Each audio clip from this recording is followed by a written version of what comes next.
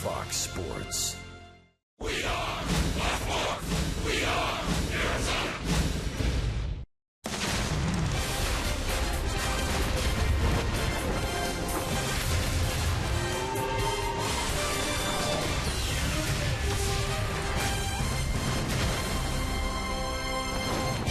Well, no better spot on a Saturday night in Phoenix than Chase Field for man and his best friend. It's Park in the Park tonight.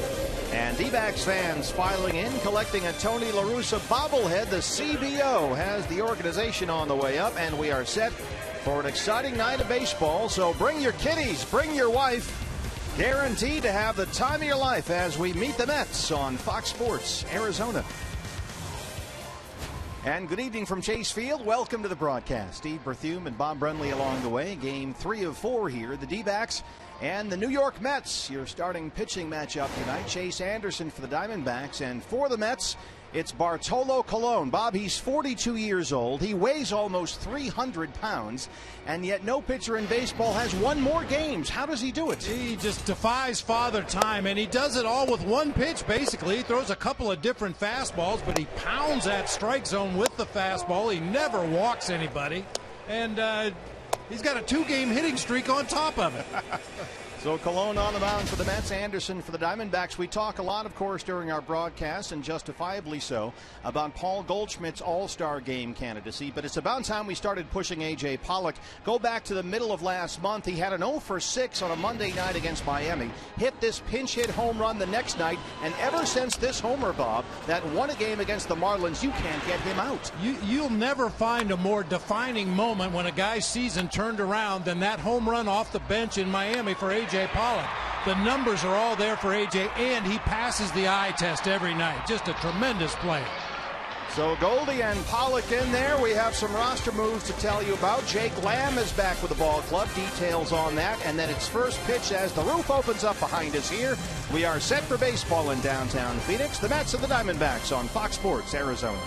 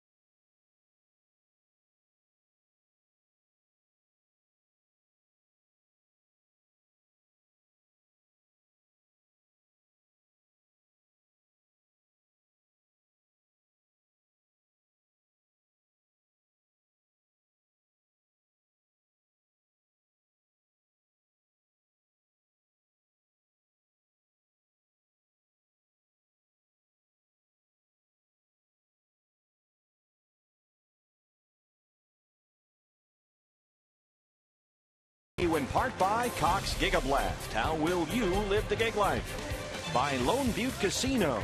We're in for more winning moments at Lone Butte Casino. And by Jack in the Box. Taste the new black pepper cheeseburger today, only at Jack in the Box.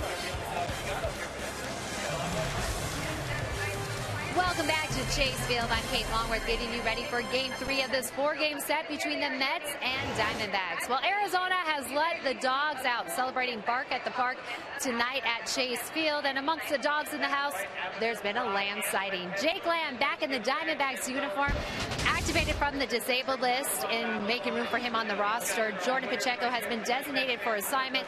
Chip Hale just said it was a numbers game. Pacheco the odd man out. Should he clear waivers? Hale said he'd like to see him back in the Diamondbacks organization. But for now, Jake Lamb happy to be suited up once again with his teammates. When you miss any amount of time, you just miss being around the guys in the clubhouse, you know, being around the game itself and just competing, because, you know, we're all athletes and we all like to compete. So that's what I definitely miss the most, and I'm glad I'm back.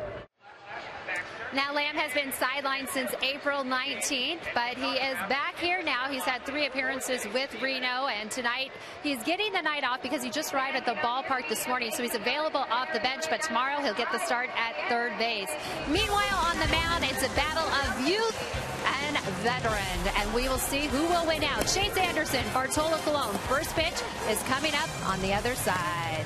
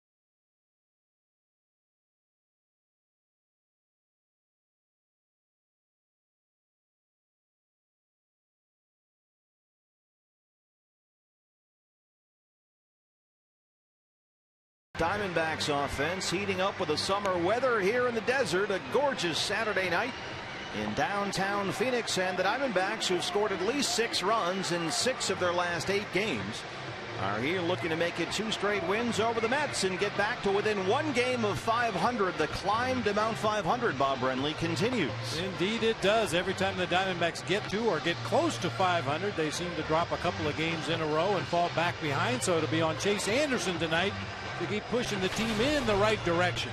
He is your Arizona Ford starting pitcher, 27-year-old right-hander, unbeaten since April 27th.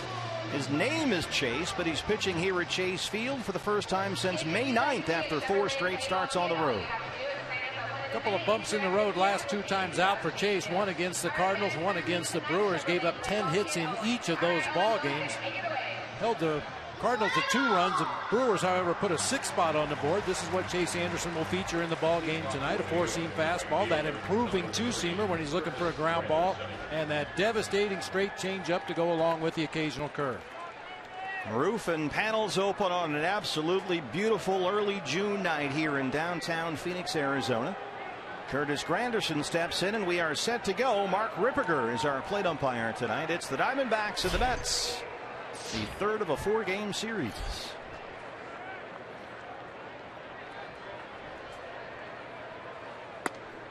There's strike one. We are underway. Granderson batting .230 with 6 homers.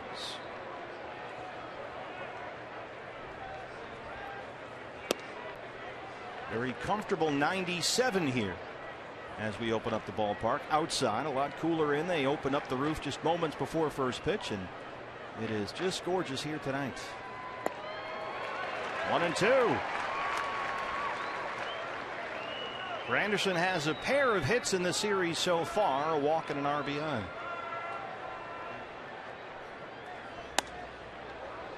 Missed inside, and it's even 2 balls and 2 strikes. That's something we've seen Chase do a little more of this year as well. Pitch inside with that 4-seam fastball to the lefties. Push him off that plate a little bit. Good start for Anderson. He strikes out Granderson, and we are underway.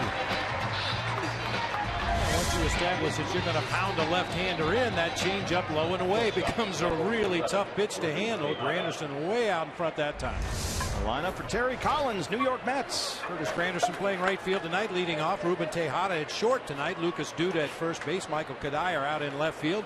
Juan Lagares in center. Daniel Munoz playing second base tonight. Eric Campbell at third. Anthony Recker doing the catching for right-hander Bartolo Colon.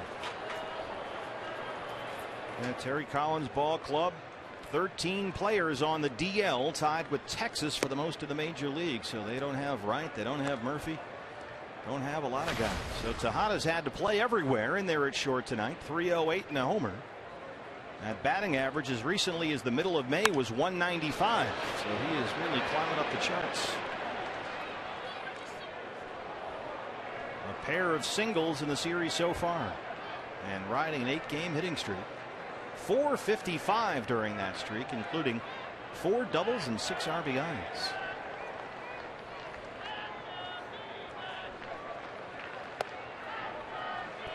Another fastball inside, this time to a righty, pushing both sides of the plate.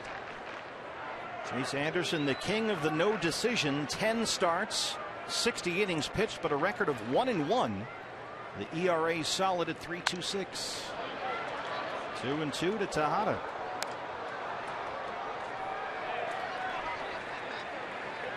Barry Bloom in the press box down there to our right, trying to find the souvenir. Does such great work at MLB.com. There he is with Bernie. Not so great field and foul balls.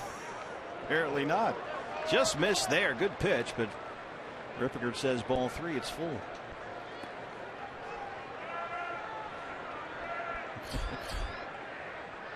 Lucas Duda on deck.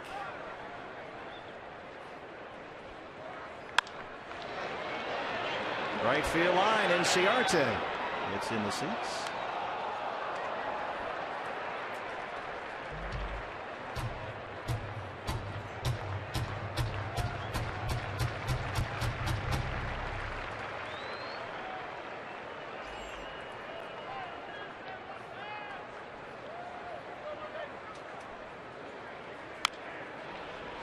Oh, those foul balls. Man. I saw this happen to Robbie Ray in the opener Thursday. He gave up 35 foul balls in his outing Thursday night. Yeah. Got to the 2-strike count on a lot of the Mets hitters, and then foul ball after foul ball after foul ball. And sure enough, Tejada works a walk.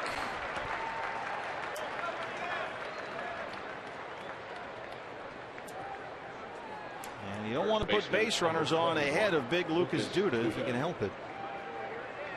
Shift is on for the Diamondbacks. Tomas moves over from third to second. And Owings will stay on the infield dirt. Duda 285, 9 homers. He has yet to drive in a run in this series.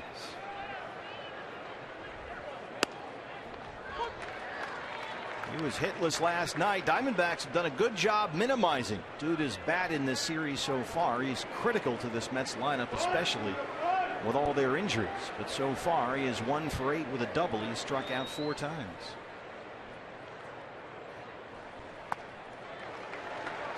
Oh, 0-2. One thing about this exaggerated pull shift should do to get a base hit to the outfield. Somebody defensively needs to hustle over there and cover third base. We've seen the catcher do it from time to time. We've seen the shortstop do it from where Cliff Pennington is right now.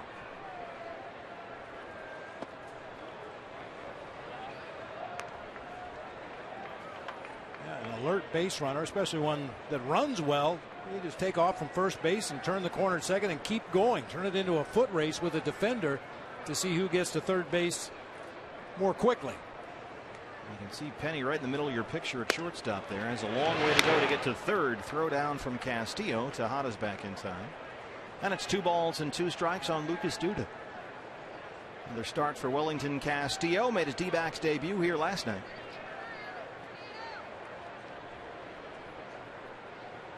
Tejada does not have a stolen base this year.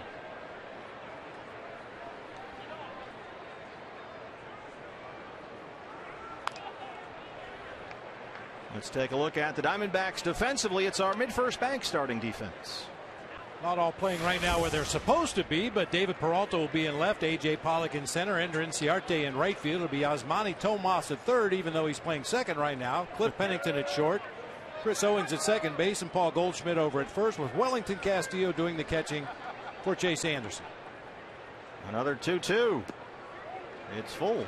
Another full count.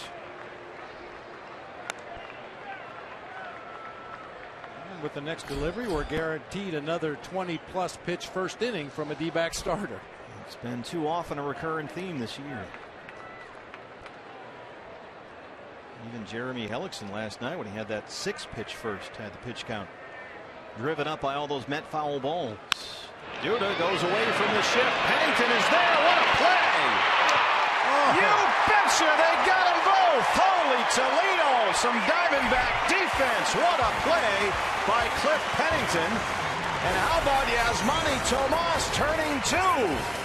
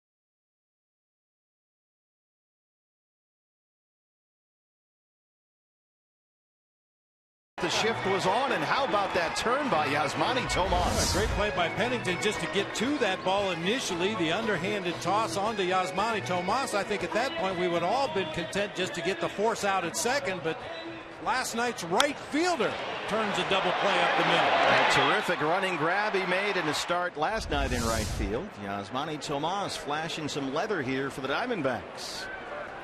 As Ender Inciarte steps in against your Arizona Ford starting pitcher for the Mets, Bartolo Colon. He actually pitched to Mark Grace. Here's Gracie.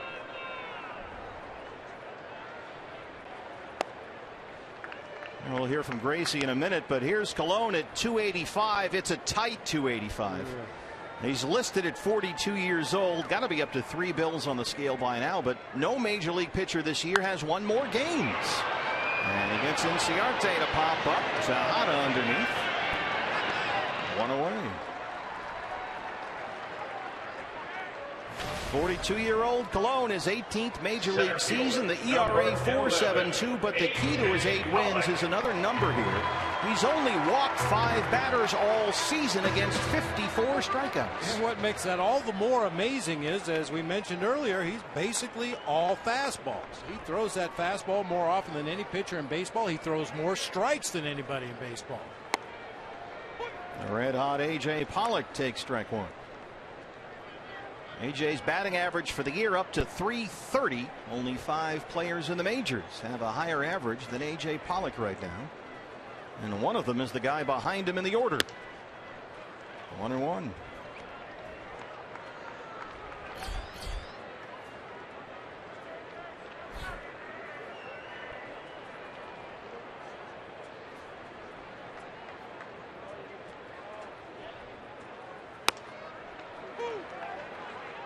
A.J. Pollock 3 more hits last night, including a pair of doubles. He drove in 2 runs, scored twice.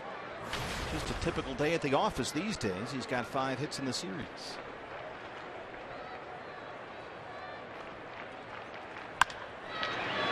On the ground to Munoz at second. 2 up, 2 down. Let's take a look at the Mets around Bartolo Colon. It's our mid-first bank starting defense.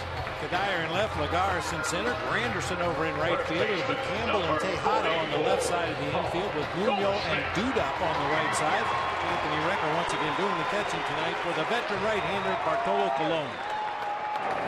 Hashtag vote Goldie. Nicely done. The campaign continues for Goldie, who's hitting .349 on the year, the 3rd highest batting average in the major leagues. He trails only D. Gordon and Prince Fielder. He's only 1 RBI behind Giancarlo Stanton for the major league lead. He trails only Bryce Harper in OPS. Colon just doing what he does. Fire those fastballs in there. He jumps ahead 0-2. And it's not overpowering. 88 to 92 on a good day with a tailwind. He might get up over 90, but just pinpoint control.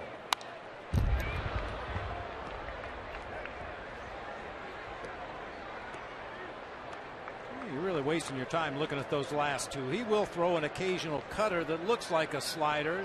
He has thrown changeups in the past, but if he's right, it's going to be a lot of fastballs. Yeah, about 85% of the pitches he throws this year have been fastballs. The strikeout to walk ratio, the best in the business. Just pounds that strike zone. And a chance tonight to become the first big league pitcher to get to 9 wins. He shares the major league victories lead with the likes of Felix Hernandez, Garrett Cole, and Michael Wacha. King Felix working for Seattle tonight. They host Tampa Bay.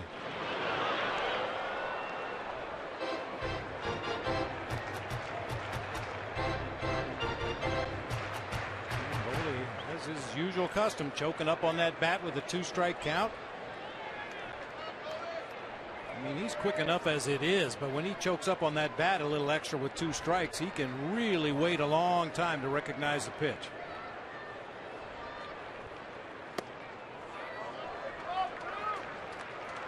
Goldie an RBI single and a walk last night. He scored twice, including all the way around from first with that go-ahead run on the Yasmani Tomas double into the left field corner. He homered Thursday here. Bounced over the mound. Tejada behind the bag. And Colon works a 1-2-3 first. No score after 1 here at Chase Field.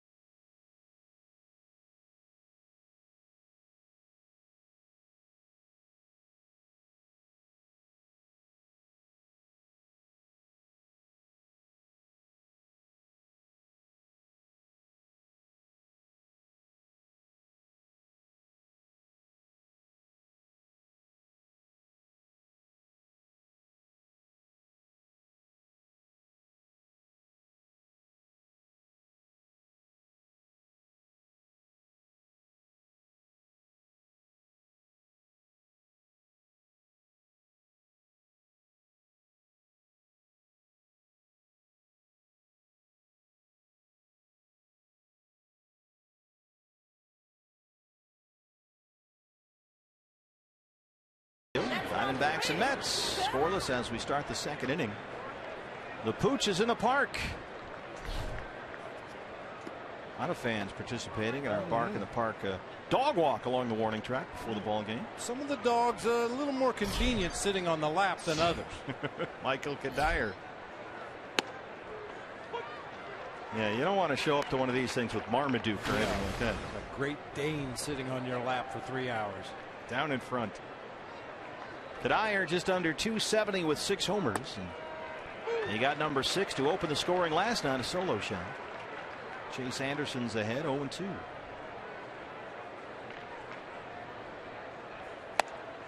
Three pitches, 3 strikes. Second strikeout for Chase, 1 down. Good start to the second inning, a lot more efficient that time. 3 pitches in the strike zone. Michael Kadire heads ball back to that dugout. Center fielder Juan Lagares, 257 with a homer. The on-base percentage still under 300 for Lagares for the year. And he is really scuffling. He's hit only 190 since the first week of May. He drives that out to right field. Inciarte backing up. Off the top of the wall and gone. Juan Lagares, his second, 1-0 Mets. Just the 3rd home run given up this year by Chase Anderson. Kicked right off the top of that fence and over.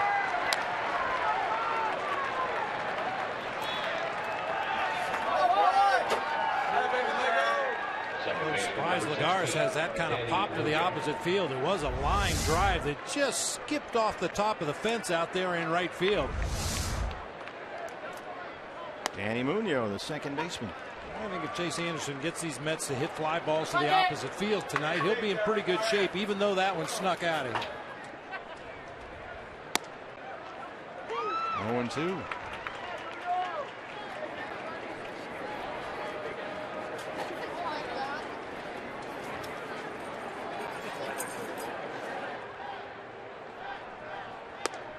Marmaduke still looking for a seat. Munoz, his first big league experience this year, 1 for 15 at the plate. He's been up and down for the minors this year. In fact, this is his 3rd stint with the Mets big league club. Recalled from AAA following Thursday's game when Daniel Murphy went on the DL with a left quad strain. 1 ball and 2 strikes.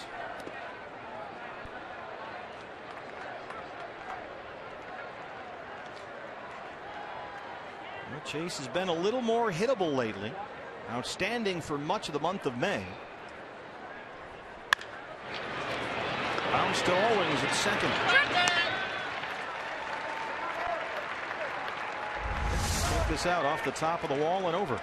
Talk about measuring it perfectly. That ball hit right on the very top of the wall out there in right field. Inciarte properly was kind of playing Lagares shallow out there in right field. Is not known to have opposite field pop like that, but couldn't get back there quickly enough to even give it an attempt to climb the wall. Yeah, his bat, Lagares, has been really quiet lately. There's Eric Campbell, who's had issues of his own offensively at 174 for the year. 1 for 7 in the series. He had an RBI single last night that snapped, an 0 for 28. His first base hit since May 18th.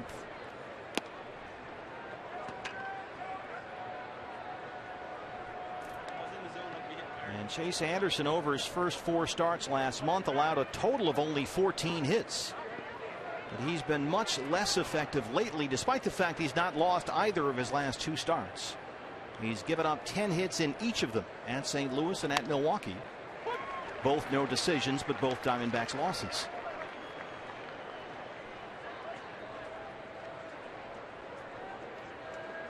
Two and 1 to Campbell.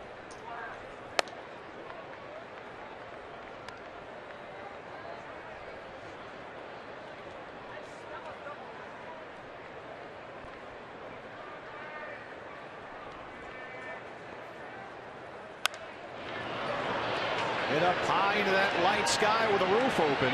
Now Money. It's in the seats. See a Barcelona shirt down there.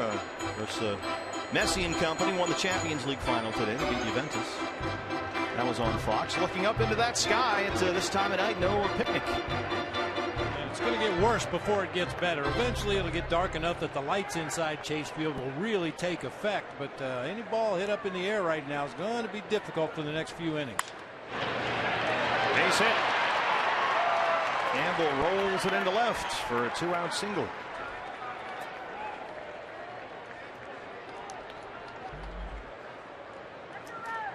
Second hit for the Mets, and here's the catcher, Anthony Recker. Recker under 170 with a couple of home runs. He started last night's ball game, went 0 for 4 with 2 strikeouts.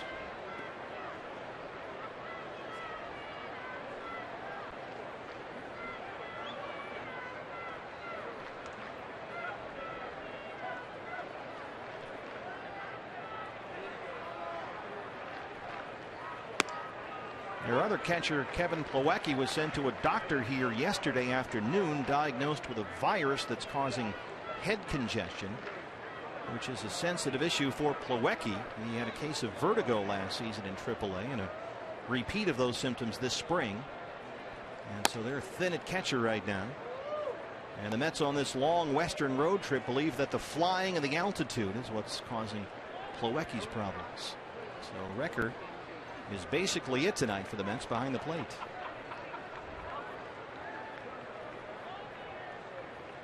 One pitch.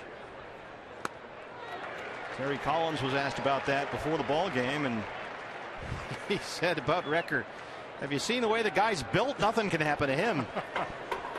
Very appropriate last name. This guy looks like he could wreck a lot of things. He is a strong man.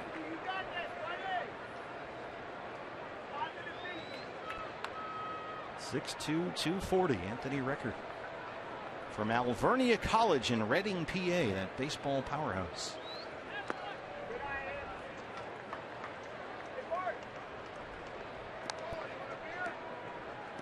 It just goes to show you, if you can play the game, the scouts will find you, no matter how hard you try to hide.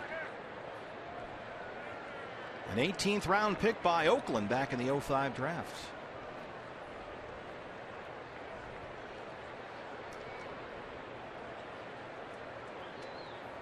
Forty pitches now for Chase. 2 balls, 2 strikes. And he misses there. It's full again. That's his 4th full count so far in the ball game. Bartolo awaits.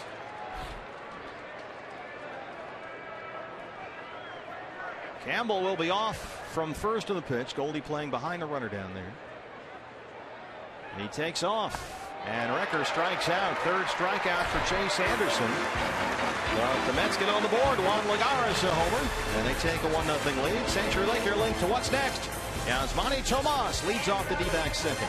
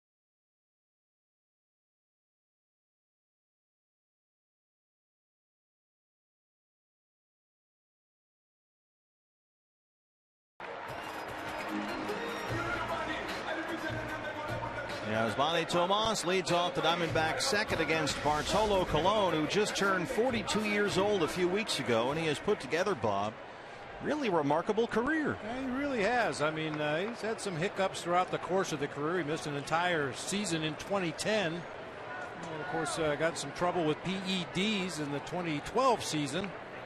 But yeah, his body of work, no pun intended, is considerable. And so is his body. Yeah. Tomas made a tremendous play at second base. He's starting at third tonight, but with the shift on, turned a 6-5-3 double play, as good as Chris Owings or Aaron Hill or anybody could do. He's leading all major league rookies and had a pair of hits last night, including that big RBI double that scored Goldie to give the Diamondbacks the lead. He's hit safely in 4 straight. Yeah, especially for me, because he pulled that double down into the left field corner with authority. So often in the early going, Yasmani just couldn't seem to get the bat head out in front of home plate. He did get a lot of base hits to the opposite field, but good to see him turn on a pitch last night. And we've talked a lot in recent weeks about finding a solution to the Goldie intentional walk issue and finding someone to hit consistently behind him. Look what Tomas has done so far in June. But Chip Hale said this weekend that Tomas keeps proving to the coaches that he can hit in the pressure situations, and hitting behind Goldie has not seemed to bother him at all. So maybe they found their man here.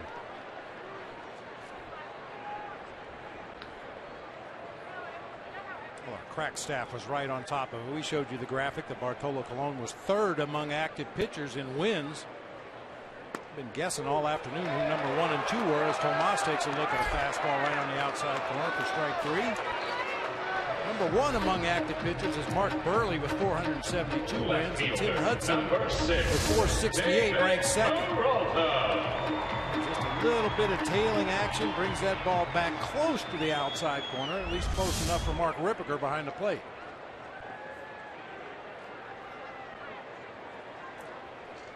A little backdoor two-seam fastball that comes back into the righty and catches that corner. That's over the mound.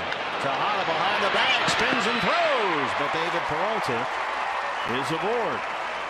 Nice effort there by Ruben Tejada. It's a single for Peralta.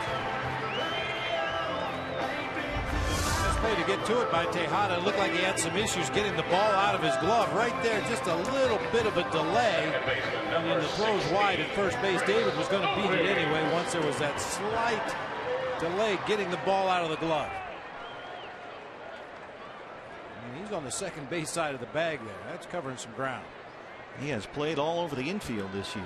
Was their starting shortstop last year for most of the season.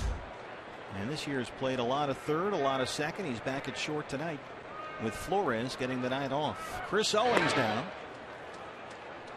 with Peralta the one-out base runner. CO at 249, 2 homers.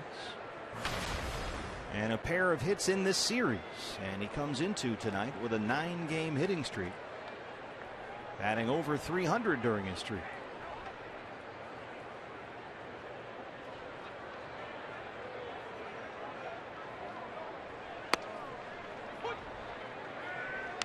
That's another thing about Colon. You know, for a big guy, to put it lightly, he gets rid of the ball quickly. He unloads that ball to his catcher in no time. Very tough to get a jump and steal against him.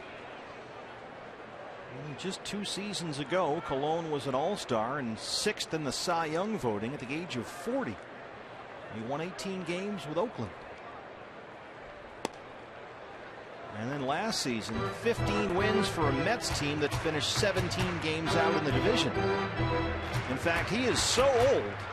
How old is he? Andy is he was a Montreal Expo, for crying out loud. Won 10 games and 17 starts in Montreal in 2002.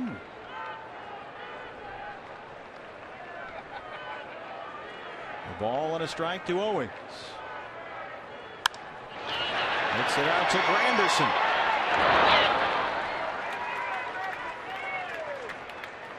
How about this? Montreal actually acquired Bartolo Colon midway through that 0-2 season in a trade with Cleveland. The Indians and that deal got some prospects in return for Colon. Cliff Lee, Brandon Phillips, and Grady Sizemore. Prospects at the time. How's that for a deal? In fact, Bartolo Colon and Meiser Izturis. Colon and Izturis, the only active players still left who actually played for the Montreal Expos. Wellington Castillo.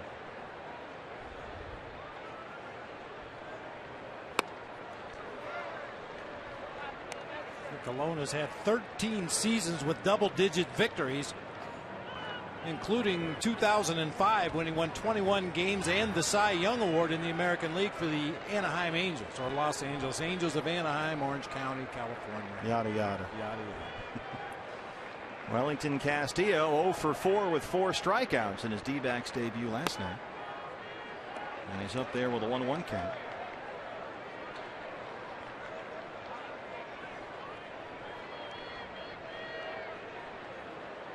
I guess after the golden sombrero, you want to get him right back in there. Been kind of a whirlwind week for Wellington Castillo. Acquired from Seattle earlier in the week in the Mark Trumbo deal. 1-2.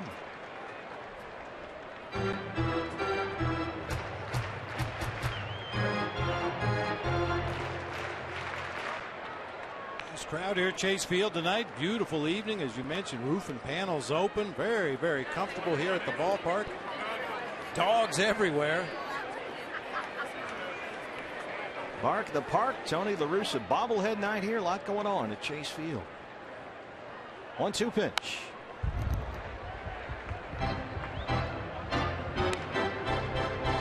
There are the TLR bobbleheads. Is our foundation represented there with a black lab on the bobblehead.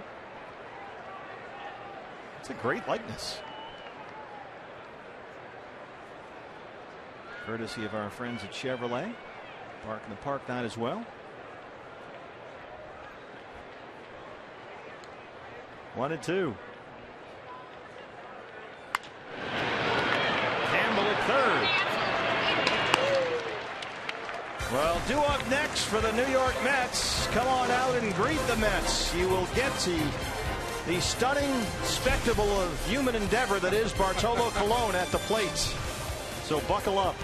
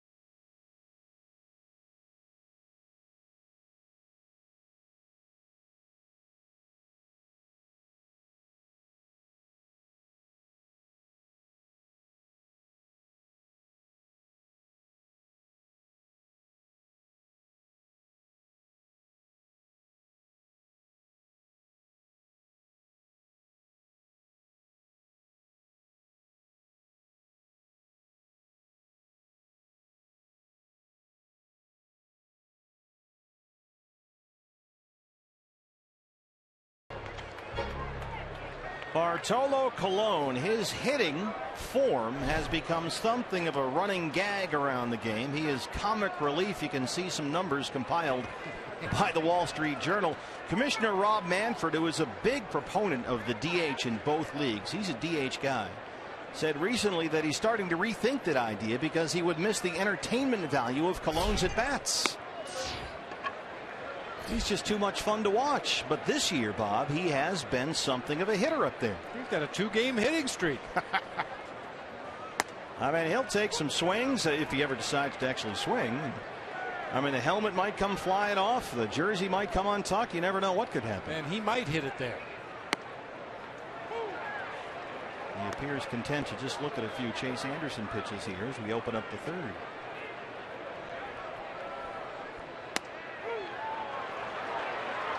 Four strikeouts for Chase. Bartolo really not participating there. Yeah, thanks for stopping by. Well, we should have known when he came out of the first base dugout, he had bat and helmet in hand and walked right past the on-deck circle and went straight up to the plate. No pine tar, no rosin, no practice swings. And Terry Collins had to stand up for his guy in the press, saying nobody likes to be embarrassed at any level. And Colon knows people are laughing at him when he hits, so he's tried to make an effort to practice more, but really didn't apply any of that practice there. 0-1 to Granderson, who struck out his first time up.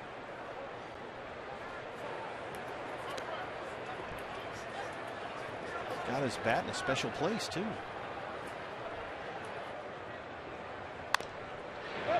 You know, last year was his first season in the National League, Bartolo Colon, since 2002. And he went 2 for 62 at the plate last year with 33 strikeouts. He pitched him tough. Apparently. Base hit for Granderson.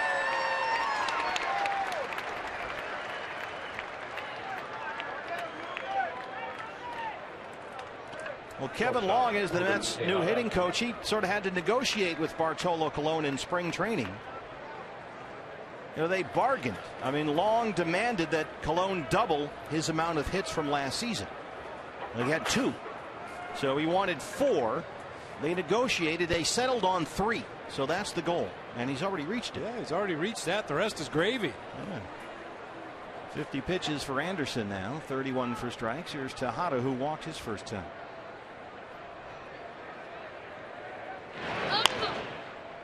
The Mets not much of a running team, but Granderson's certainly a guy that's capable of stealing a base. 4 out of 5 on the season.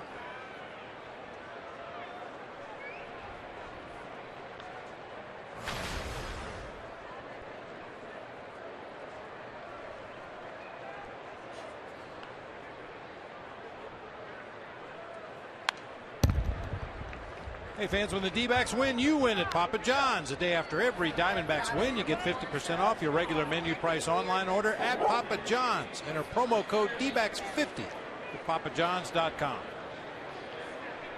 Some dogs are a little camera shy.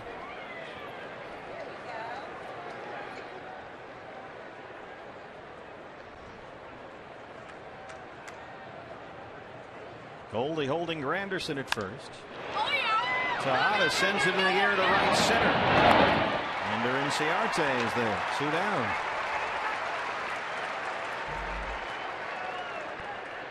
Brings up Lucas Duda, who hit into a 6-5-3 double play his last time up. Brilliantly turned by the Diamondbacks. And sure enough, there goes Yasmani Tomas once again over from his spot at third. And he'll join Cliff Pennington at second as the shift is on.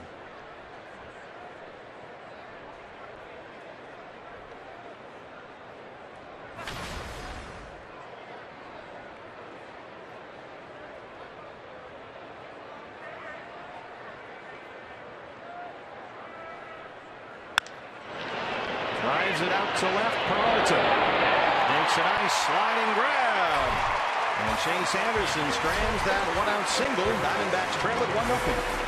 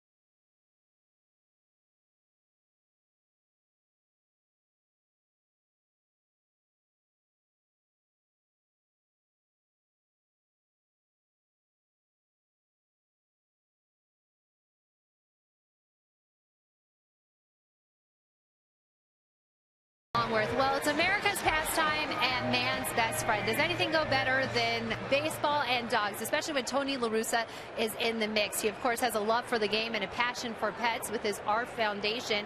And today, in the spirit of Bark at the Park, I went into the clubhouse and asked the players if they were a pet, what pet would they be? And I specifically asked him what Goldie would be. Some of the great answers I got was whatever dog would win best in show. I got another one that said the dogs that belong to the police, a police dog, because he goes out there, sniffs where there's trouble, and then comes to the team's rescue. That was from Patrick Corbin. That was one of my favorites. Meanwhile, Goldie said he's more of a golden retriever and a homebody at that. He said he'd be a golden retriever who just likes to hang out at home with his owner, of course, loyal to his owner. And guys, it's pretty exciting up here because you can come out here, adopt a pet, and I might be in the doghouse if I head home with a pet myself tonight. I see what you did there. With Pennington. Strikes out against Cologne, who gets his second strikeout, one away in the third. Yeah, the dog parade was quite an event here before the ball game, and I saw one that had a little sign on the side and it said, careful here, Goldschmidtzu. Yeah, very creative. Had the vote Goldie thing on the dog as he paraded around the warning track here. Some very creative dog owners here tonight. Chase Anderson.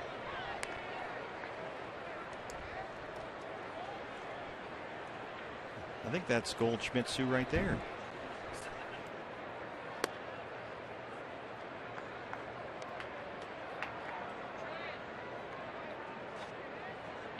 Must have been a long flight.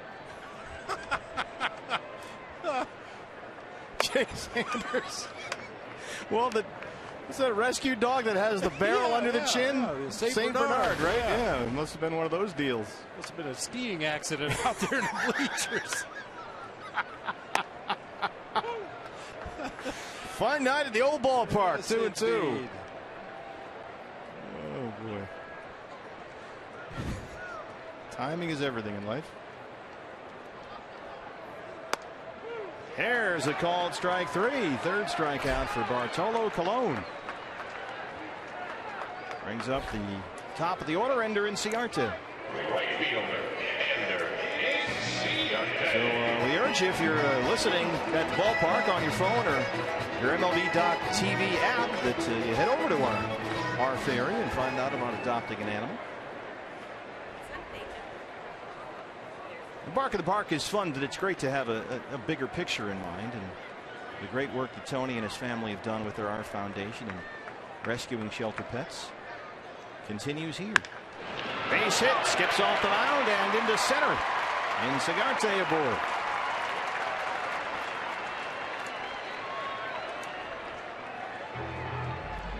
Center fielder, A.J. Pollock. With Ender Inciarte and A.J. Pollock usually manning the 1-2 spots of this Diamondbacks order, they have been busy this season. They scored 78 runs out of the number 1 and 2 slot in the lineup, most in the National League. A.J. Pollock grounded out his first time.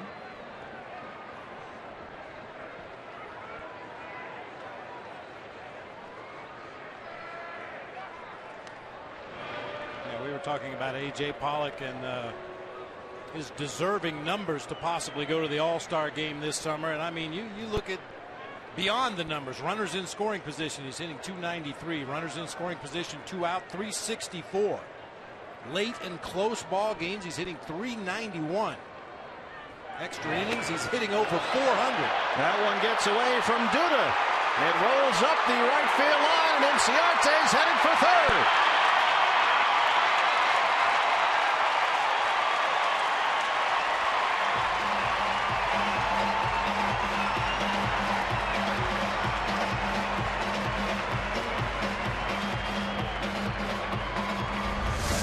By Duda, it's over there in no man's land.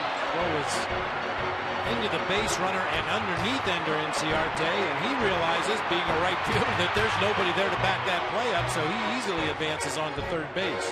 E1 on the throw from Cologne. A two-base error for the Met pitcher. And now Ender's 90 feet away with 2 outs for Pollock.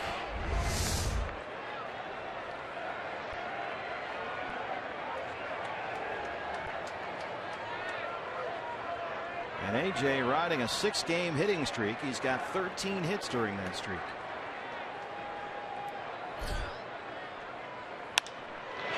skies one to right center. Lagares. Malone is through 3 with a 1-0 lead on Bark in the Park night here at Chase Field, and there it is, the Goldschmidt-Su, he said carefully.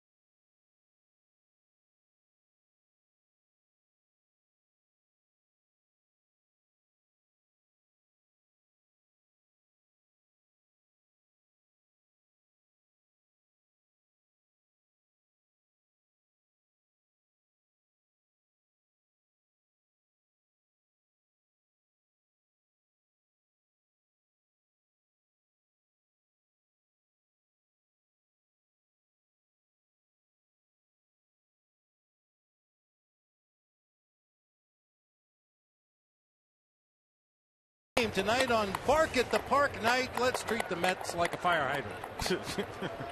And out of respect to American Pharoah, who won the Triple Crown of horse racing today, we've got a guy making his own bid for a Triple Crown. Big Goldie down there at first base, second in average, third in homers, second in RBI. He's America's first baseman. Yeah. Michael Kadire struck out his first time. He leads off the 4th against Chase Anderson. Dyer with a 10-game hitting streak. Although, as we mentioned earlier in the series, he's been striking out a lot. Struck out his first time tonight. He's got 5 strikeouts in the series already, and the strikeout rate keeps going up. It's right now about 25%, a big jump up for him, and by far a career high.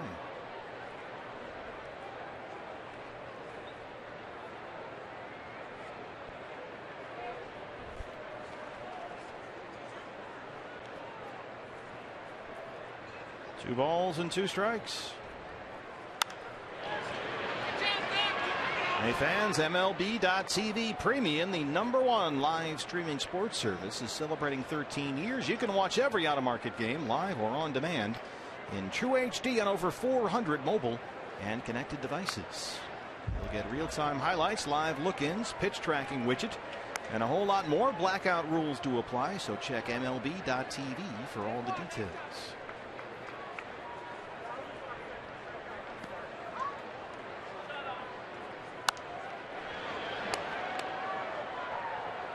Anderson needs to be extremely careful here in the 4th inning. The Mets have scored 53 runs in the 4th inning. That's the most runs for any team in any one single inning.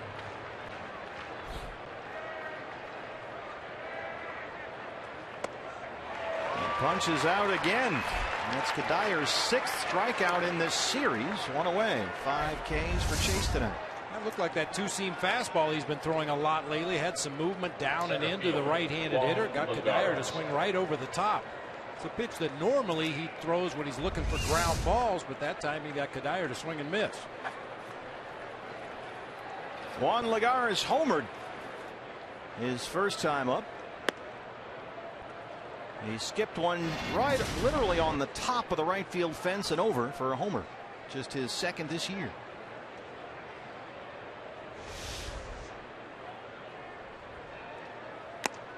Big cut at that one. 1-1. So Lagares has now hit safely in 7 of his last 8 games, starting to pick up the pace after a slow May.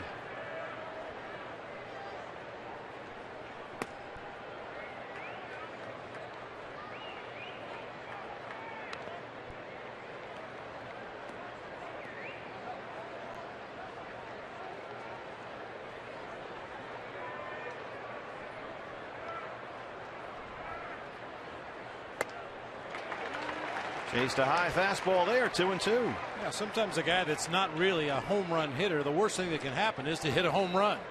Lagares has taken some big rips in this at bat after that opposite field homer in his first at bat. Yeah, he will chase and chase big time. Pitches outside the strike zone.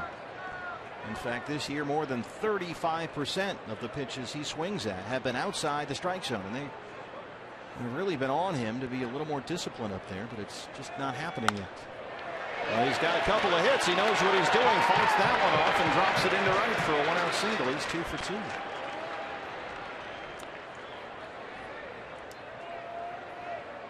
Cut down on his swing a little bit this time. Just fought that ball off into right field. Sounded like it got him down near the hands a little bit, but dumps it in front of Inciarte for a 1-out single. Brings up Danny Munoz, who's getting started second base tonight. The pool is occupied. A big crowd here tonight. Roof and panels open in downtown Phoenix.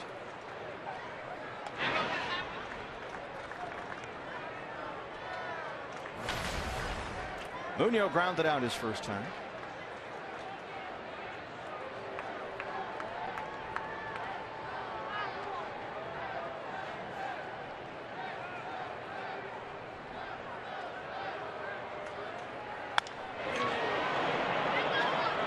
Chase Anderson's previous outing was Sunday.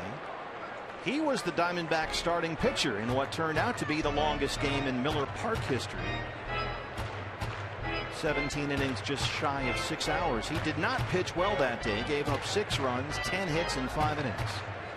And the 6 runs earned against the Brewers, just the 3rd time all season that Chase had allowed more than 2 earned runs in a game.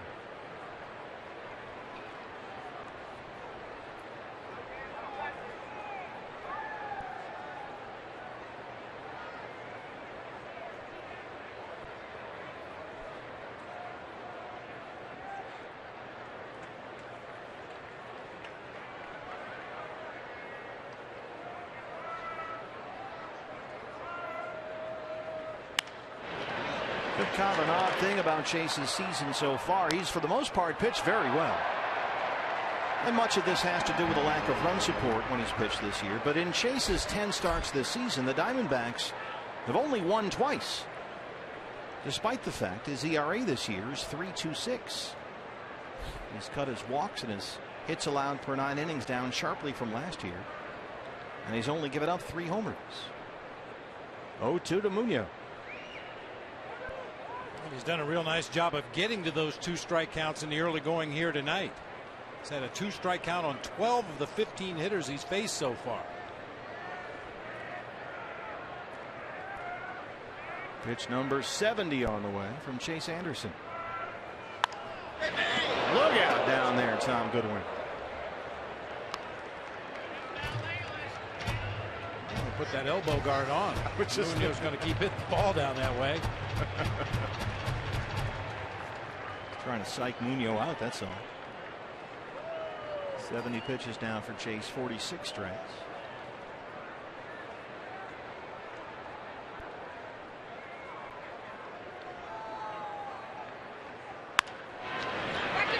Double play ball here. Owings, Pennington, goalie there. Roll it.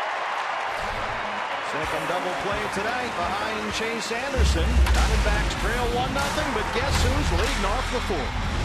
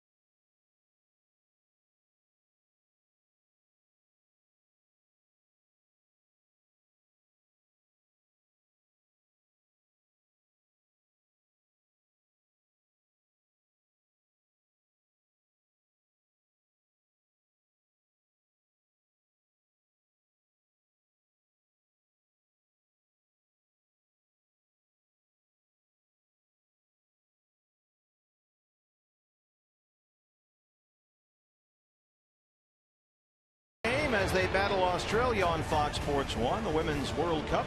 Plus games all weekend long on Fox, Fox Sports 1, Fox Sports 2. It's all streaming live on Fox Sports Go. The 2015 FIFA Women's World Cup. Team USA in a tough Group D with Australia, Sweden, and Nigeria. Group of death. Canada won 1-0 today, and the Netherlands won 1-0. Here's Goldie.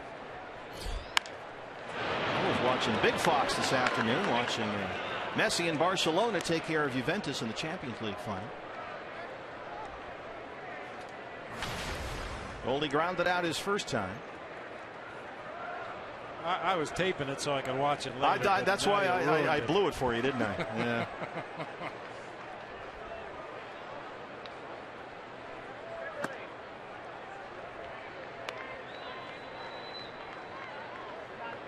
Bartolo Colon so far has given up just 2 hits. Both singles. He's got 3 strikeouts. Anytime the D-backs score 5 runs or more, Taco Bell is giving away 3 free tacos with the purchase of a large drink between 4 and 6 the following day at participating locations.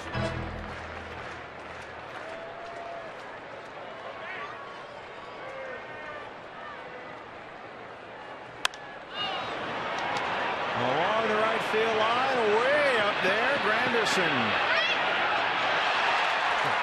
gives it a look along with Duda.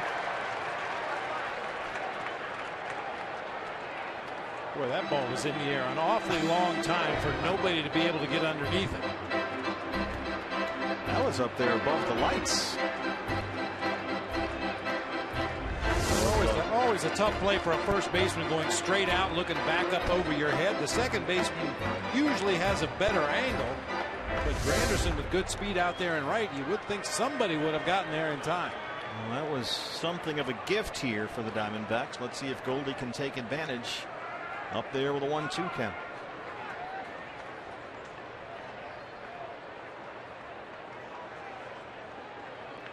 His next home run, by the way, will be number 100 on the career.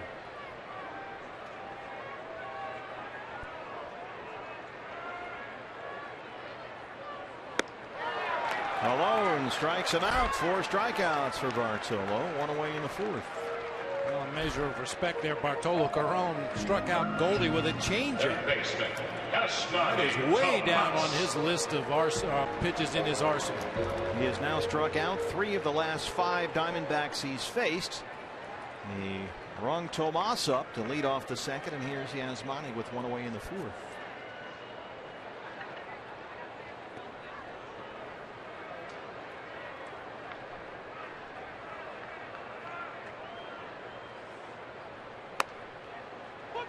Yasmani Tomas, 8 hits over his last 4 games. He has now hit safely in 16 of his last 18.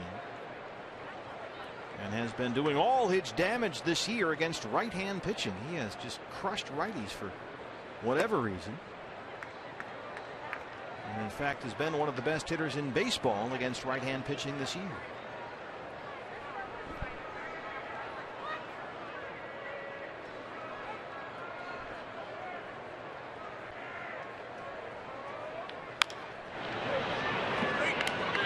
Yasmani Tomas putting on a show in this series. His running catch in the outfield last night. And then his big hit off John Neese that he yanked down the left field line, scoring Goldie all the way from first. 1-2.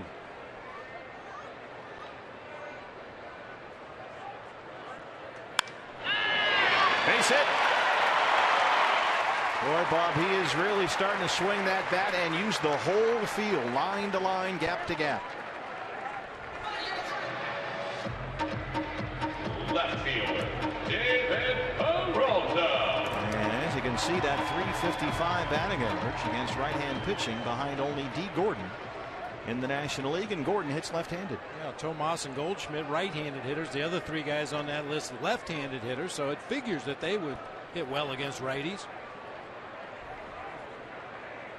A 1-out base runner for David Peralta, who singled his first time up. David walked and scored as a pinch hitter last night. He was 0 for 4 on Thursday. Shift is on for Peralta as the Mets load up the right-hand side. And he looks at strike one.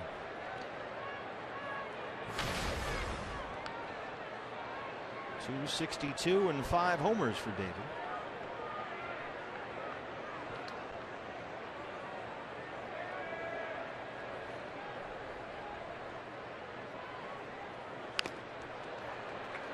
Oh, and 2.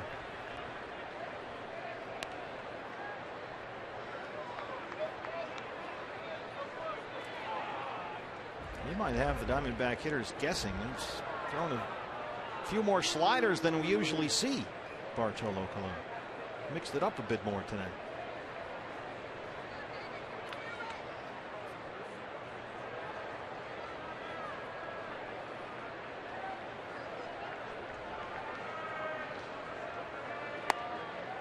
Just inside, a ball and 2 strikes.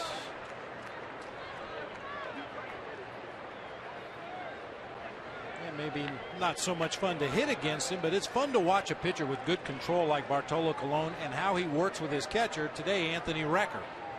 He hasn't missed that glove by more than a couple of inches every delivery in this game. Recker moving outside.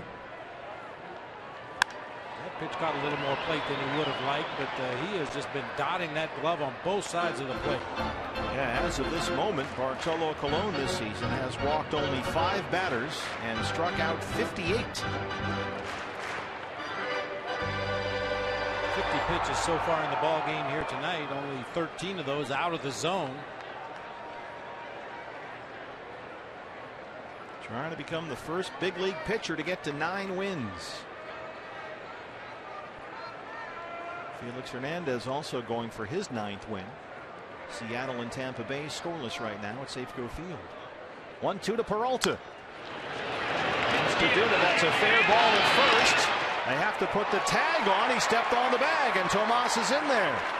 Duda stepped on first and took the force off, and Tomas is in there safely.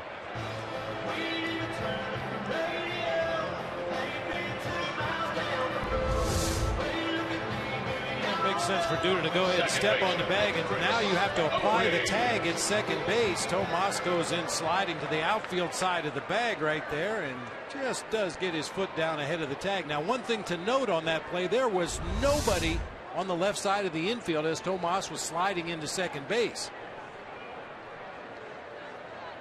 Hit that bag, pop up out of your slide, turn and sprint to third base. See if you can outrun any of the Mets defenders trying to get over there. He's in scoring position for Chris Owings. CO flied out his first time.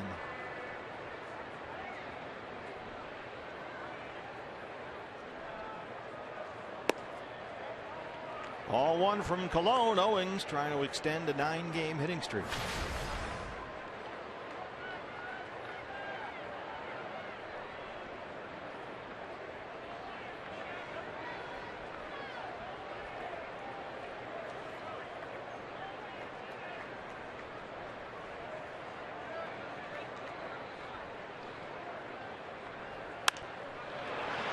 That's in the seats.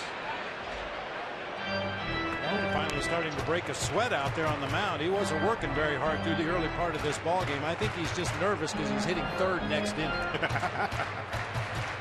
Well, somebody this spring asked Colon's current and former teammates how he's been able to pitch so well for so long, given, you know, his age, his physique, and everything we've talked about.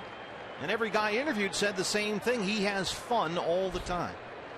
He doesn't look like a fun guy right now, but he's apparently a very laid-back dude and really enjoys his teammates, like to joke around a lot. I mean, he's been through everything. 18 seasons in the big leagues. He's won over 200 games. He's been an all-star. He's been a 20-game winner. He's won a Cy Young.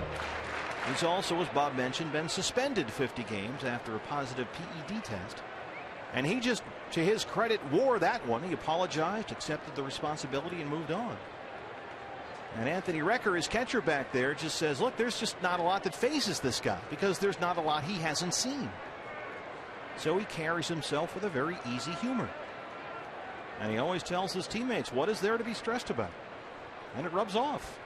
Bartolo Colon. Stress-free right there. Throws out Owings and strands the one-out single. Diamondbacks trail at 1-0 through 4. Andy Johnson in the house.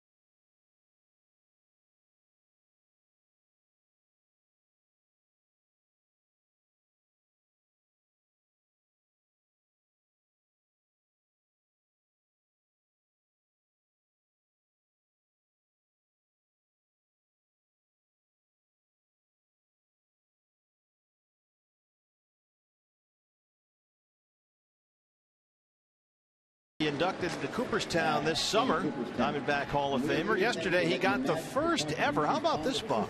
The first ever key to the city of Phoenix. How about that? I mean, that's a great honor, but to get number 1, that's something else. And we were speculating what exactly does the key unlock, you know, turn Randy loose, I don't know. Very nice. Does he get to walk around and, well, you have to let me in, I have the key. I've got the key. Oh. What do you mean you're closed? And the big unit here in the house. He was just down in Mobile, actually, for a while, working with some of the Bay Bears young pitchers. To have areas with Gonzo. Have to get RJ up here again. He likes to come up and visit us a lot. Hear about some of the young pitchers he saw down there. Aaron Blair and Braden Shipley. Guys like that. Eric Campbell leads off the Met 5th. He singled his first time up. 1-0 New York. Juan Lagares' solo homer in the second has been all the scoring. And that one got Mark Ripperger back there.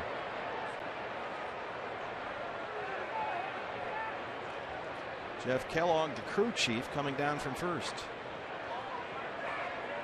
Oh,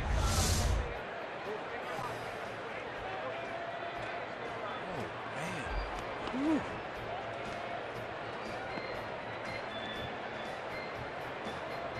Boy, that you just don't see that very often.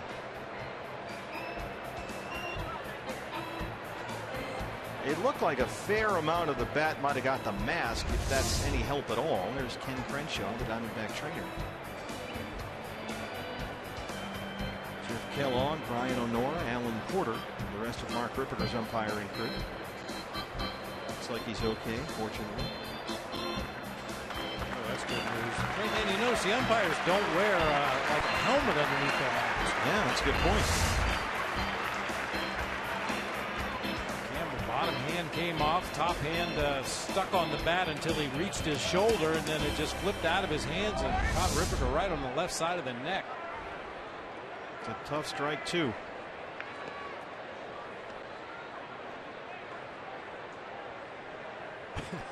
Better swing at anything close now. I was going to say, he might ring him up before Anderson throws the ball. Belts it down the left field line. Foul. Well, he was swinging.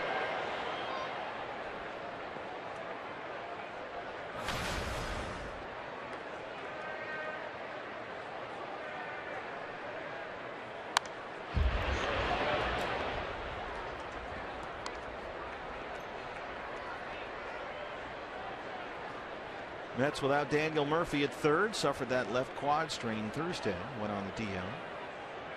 And without David Wright already, he hasn't played since the middle of April, diagnosed with stenosis, which is a narrowing of the spinal column. And so it's Campbell in there at third tonight. Rolls one to Pennington at short. And with one out here in the top half of the fifth, let's take a look at our Geico. This day in Major League Baseball history. We go back to 2006 tonight, June 6, 2006. The 6th day of the 6th month of the 6th year of the century, the Dodgers scored 6 runs in the 6th inning. Beat the Mets 8-5 in that ballgame. Just a lot of sixes. In the 6th game of a homestand. Yeah, I forgot that one. You a numerology guy? Not at all.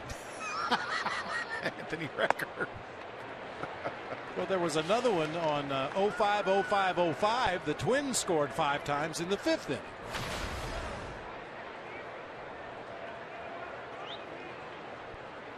You've got so many numbers in baseball. You know, sometimes they just jump out at you, whether they mean anything or not. Sometimes they all just kind of synchronize.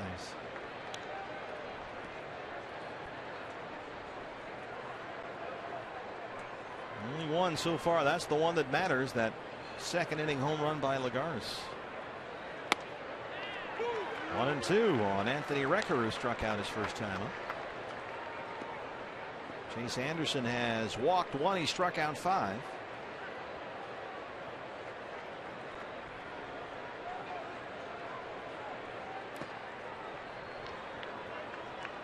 Wellington Castillo blocks that one. The reviews, by the way, last night on Wellington Castillo from Jeremy Hellickson, the starting pitcher, were terrific. Jeremy said he really felt good working with Wellington back there behind the plate last night. And Hellickson, 2 runs on 6 hits in 6 innings, 3 walks and 6 strikeouts, and working with Wellington Castillo. You know, because the Diamondbacks have 2 relatively new catchers on the roster, we saw him this afternoon, came out here and went through kind of a mini spring training, going over bunt defense plays and first and third plays defensively. How do you defend against a possible stolen base in that situation? Cutoffs and relays. It was like a mini spring training just to get the 2 new catchers up to speed with all the signs and all the responsibilities on the various defensive plays. Yeah, they were out there for a while this afternoon. Probably about 90 minutes just working on all the drills. Here's Colon. Struck out looking his first time, and we mean looking. He was at least. Oh, look at this! Almost took out Alan Porter down there. And it gets under the glove of Dave Grudrewicz down the left field line. Golden Glover down there. Colon, his first at bat, didn't even flinch.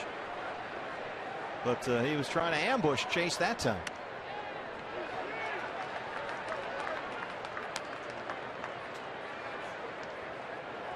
I say it all the time. Anybody with a bat in their hands can be dangerous. Even Bartolo Colon. Last year, 2 for 62 at the plate.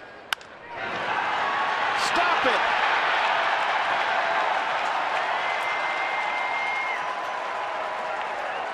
And they are on their feet here at Chase. Everyone in blue and orange standing and applauding. A tip of the cap and a wag of the finger. Bartolo Colon extends his hitting streak to 3 games. You got to remember to put the bat down, though. He's going to take it with him like Pedro Serrano. Here it is. Well, Kevin Long, the Mets hitting coach, told him in spring training he wanted him to double his hit total from last year, go from 2 to 4, and he's got 4. Granderson skies this one to Peralta. And brace yourselves, they strand the Cologne single. You don't get to say that too often. 1-0 New York.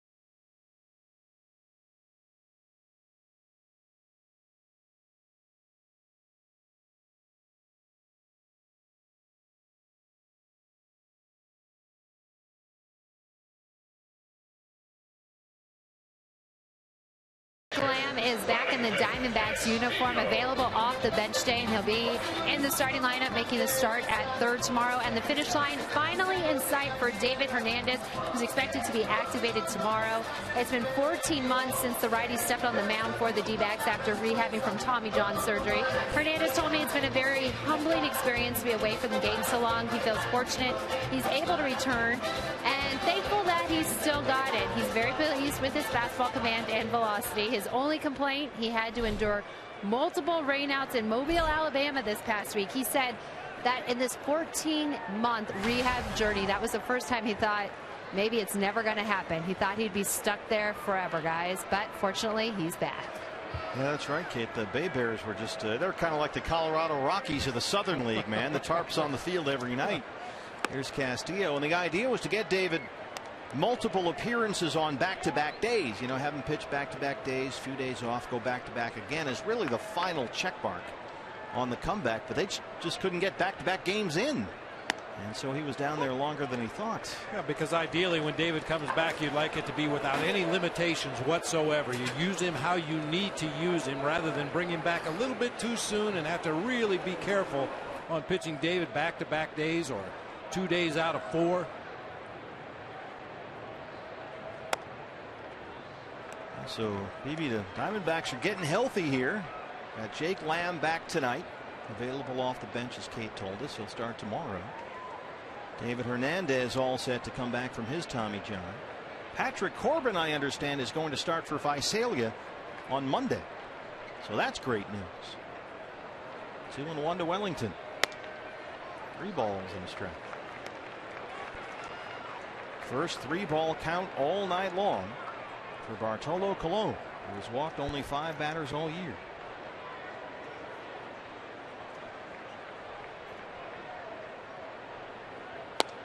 Make it 6. How about that? And also coming back from the walking wounded for the Diamondbacks, let's not forget, speaking about the catching situation, there's Oscar Hernandez, who's been warming up some pitchers in between innings here, was taking batting practice yesterday.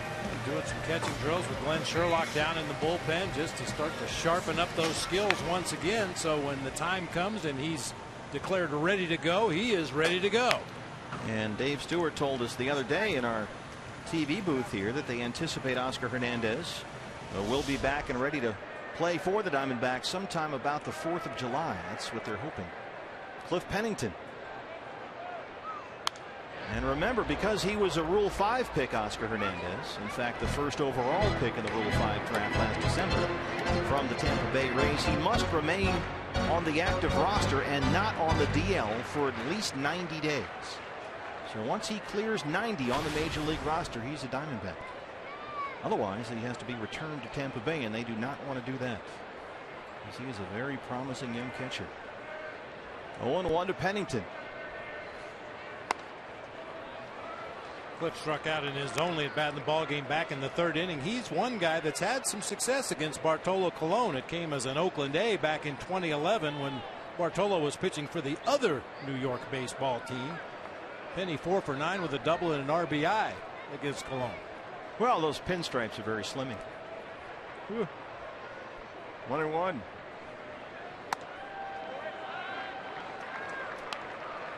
Bartolo's was a strike throwing machine here earlier. 4 for 10 for Cliff against Colon, but he's walked Castillo, now falling behind Pennington here.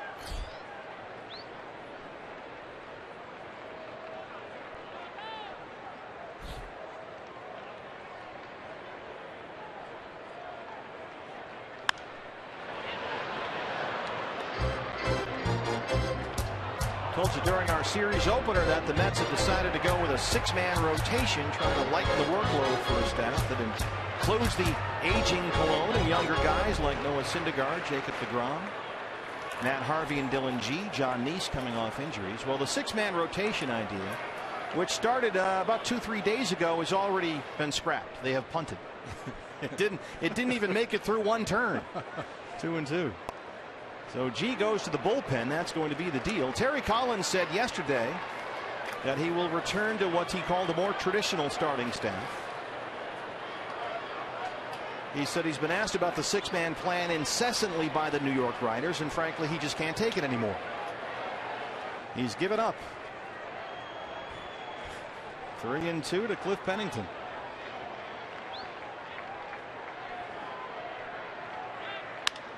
Up the middle, off the mound, but right to Tejada, who turns to a bad break for the Diamondbacks there as it skipped up but right to the Mets shortstop. It looked like a base hit up the middle of the field for Penny, but it hit the mound, as you said, slowed it down, ricocheted up in the air. Easy play for Tejada. 6 unassisted at second base. On to first to complete the double play. Chase Anderson struck out looking his first time. 2 outs, nobody on.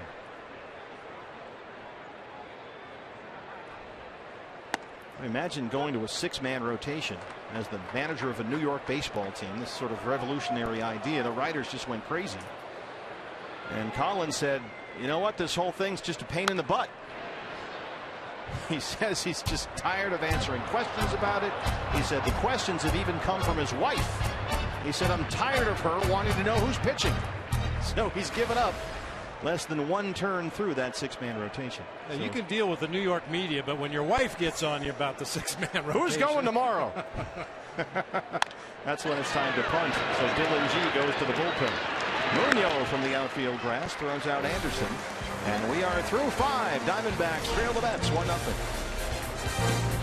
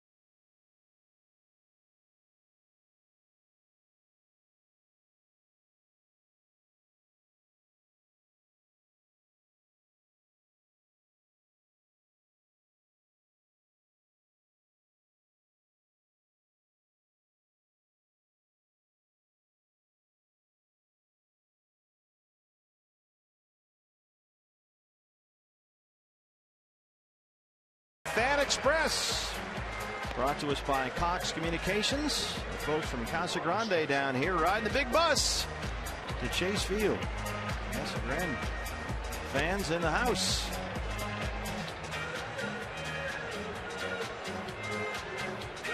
Sixth inning at Chase. And here's Chase working to Ruben Tejada, Lucas Duda, and Michael Kadire, 2, 3, and 4. Mets lead at 1-0. Juan Lagares, a solo homer in the second. The only scoring so far. And we came up with our own stat for Chase Anderson and some of the other D-backs pitchers last year. TMP, too many pitches, and Chase once again tonight has fallen into that trap again. 9 of the 19 hitters he's faced have seen at least 6 or more pitches.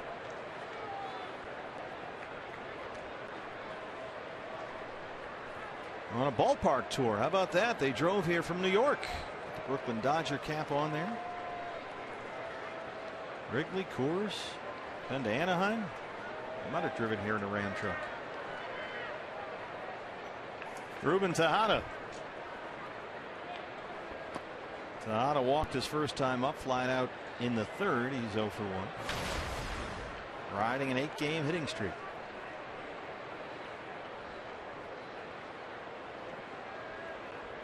Walk in the first and then erased on a 6-5 putout at second base. As Yasmani Tomas turned a beautiful double play there.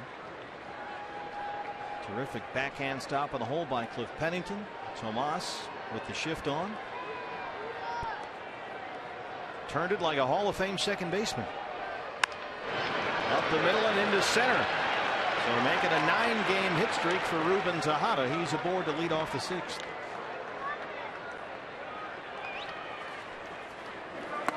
Futures Field. Coach Sean Payton gets him started young up there. Fundamentals.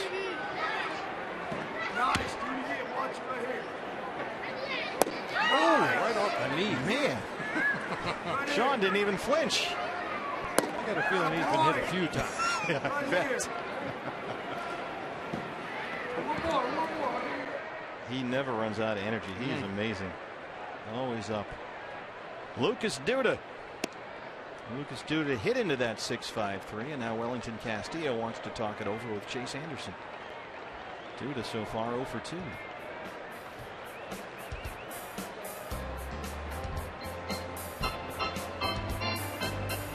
Lucas Duda, this is a guy they really need to step up here. He's had a great year so far, but they're without Wright, they're without Murphy, and they're looking for some offense.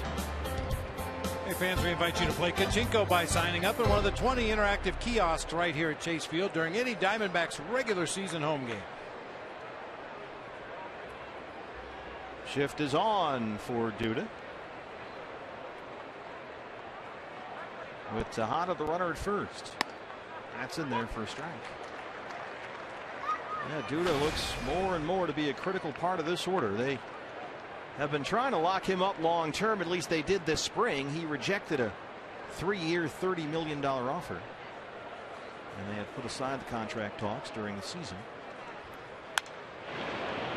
So he's going to keep playing. And the more he hits, it seems the more that dollar figure is going to go up. Because the Mets have got to have that power.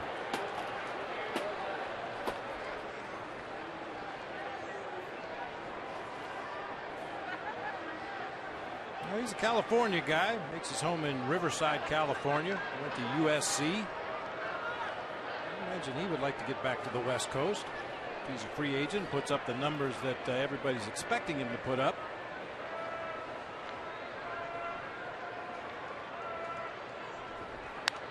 It's funny, he was drafted by the Mets out of SC in 2007 in the 7th round, and he was a guy many scouts just said had too many flaws even to be picked that high. He hit just 280 as a college junior, only 7 homers. Not many for a guy this size, but the Mets had a scout watching USC's fall workouts and using wood bats. Duda just put on a batting practice display one day, and the Mets were all over him. And those scouts, man, they're like bird dogs. They get a guy they like and they hang with him. Duda, they had a parking garage across the way from their baseball facility, and he kept hitting them out of the park and onto the top deck of this parking garage with a wood bat. That'll get you noticed. It did. And here he is, 30 homers last year in the big leagues. 2-2. This was Duda back in the first inning with Tejada on at first after a walk. He hit a ground ball to the left side of the infield. Cliff Pennington, the only guy over there, makes a great diving stop. You think, okay, we got the force. And then Tomas turns it over like a full-time second baseman. The only thing he didn't do was sort of hop up in the air and hang like Nick Ahmed does. He'll work on that. The TMP is going up as well. Another 2-2. Bangs it into right, and Ciarte is there. Tejada scrambles back. Ender with that arm, always ready to show it off, but Tejada's back in town.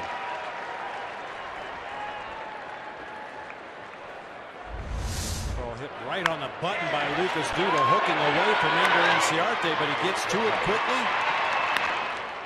Perfect throw back to Goldie. Unfortunately, Tejada read that line drive off the bat and was able to get back to first base safely. Kadire 0 for 2. He struck out twice. He's got a 10-game hitting streak on the line tonight, batting an even .350 during the streak, including 3 home runs. He homered here last night. Bounced up the middle and into center. Tejada will stop at second. So make it an 11-game streak for Kadire.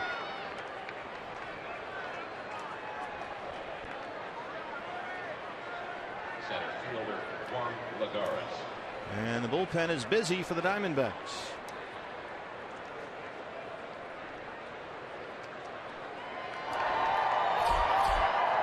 Wendell Delgado throwing in the Sanderson Ford bullpen.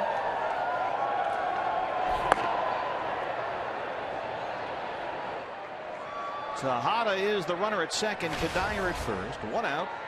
And here's Juan Lagares, who's 2 for 2. His solo homer in the second, the only run of the game so far.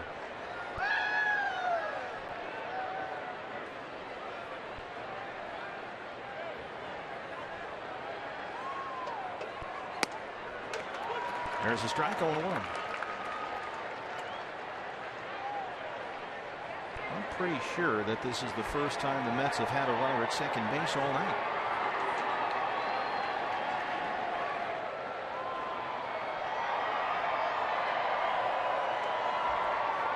Pitch number 100.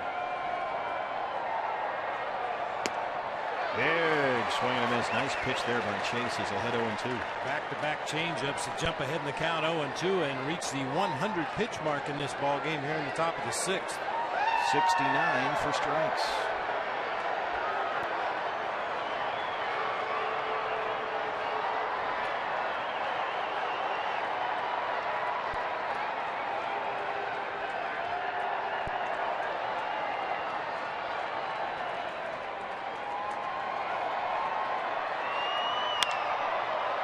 Center field, A.J. Pollock.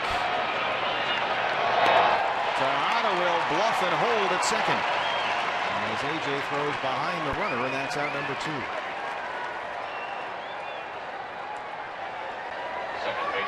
Brings up Danny Munoz, the second baseman. Mike Harkey going to slow things down a bit here. This goes back to, BB, something you always talk about, that 2-out mound visit. And you're just trying to make sure you get that final out. Big point in the ball game here. You mentioned the Mets haven't had runners in scoring position. The Lagares home run back in the second inning came with nobody on base. Otherwise, a bunch of singles, a couple of double plays to erase those runners. This is the first time the Mets have had a guy in scoring position. You really want to make sure you know what you're going to do with the hitter at the plate. Hey fans, Fox Sports Supports is proud to team up with AYSO, the world's largest soccer club.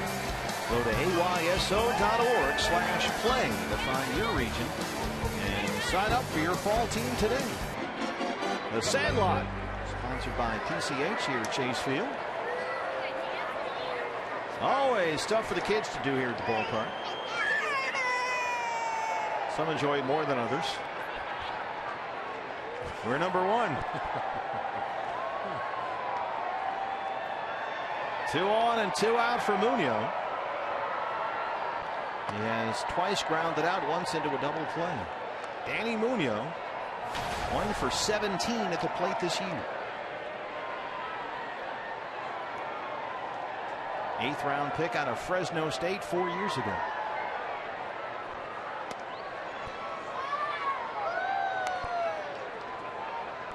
Munoz played all of last season at AAA Las Vegas, mostly second base. He can play short and third as well. Hit about 260 there last year with 14 home runs. Chase behind 2 balls and no strikes.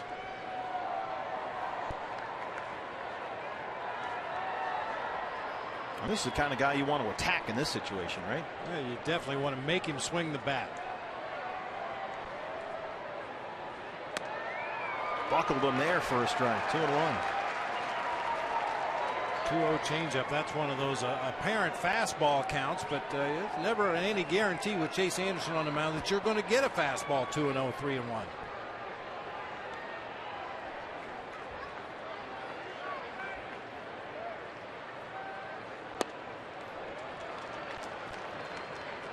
Three balls and a strike. Eric Campbell is on deck. He would be next.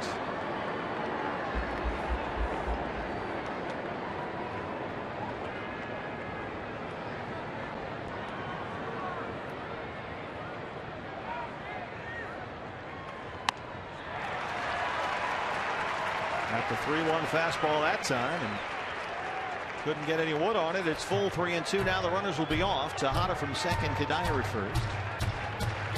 Anderson and Munoz.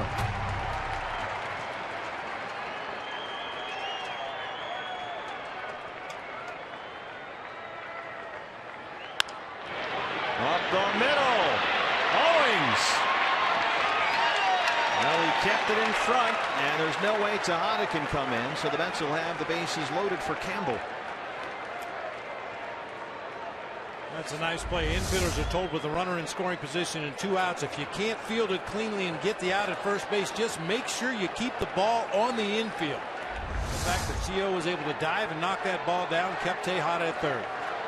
Chip Hale is going to go get Chase Anderson, who with 2 outs here in the 6th will leave responsible for 3 base runners. Delgado comes in back after this.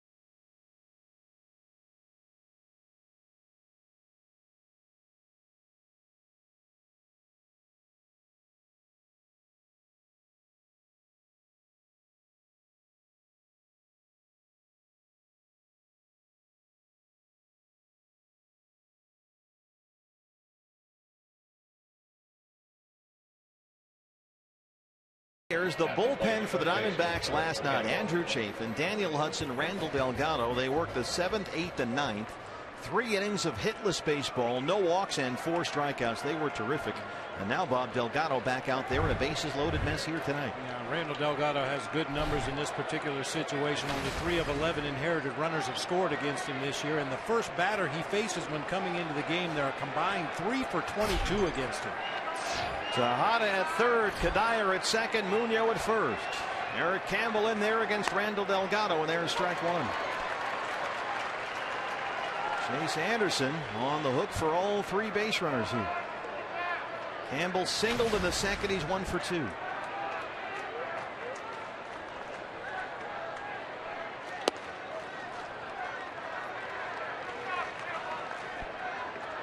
Randall last night in his 1 inning of work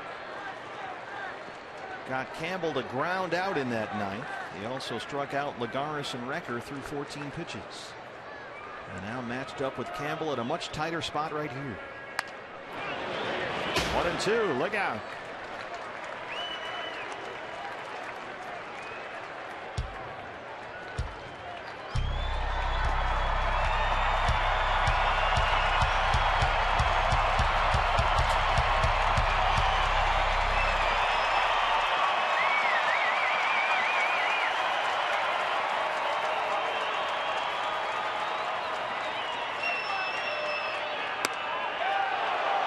Doesn't get the call from Mark Rippiger, and it's 2-2.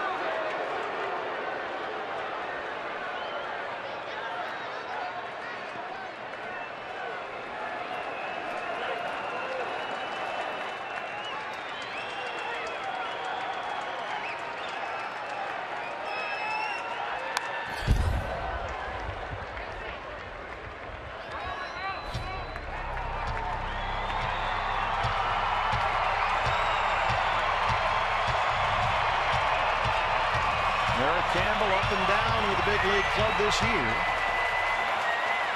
His last recall from the minors May 16th. And he's hit about $140 since he was back up from AAA Las Vegas. 2 balls and 2 strikes, 2 outs, bases loaded. In the air to Inciarte. Randall Delgado leaves them loaded. And it stays 1-0 at Chase.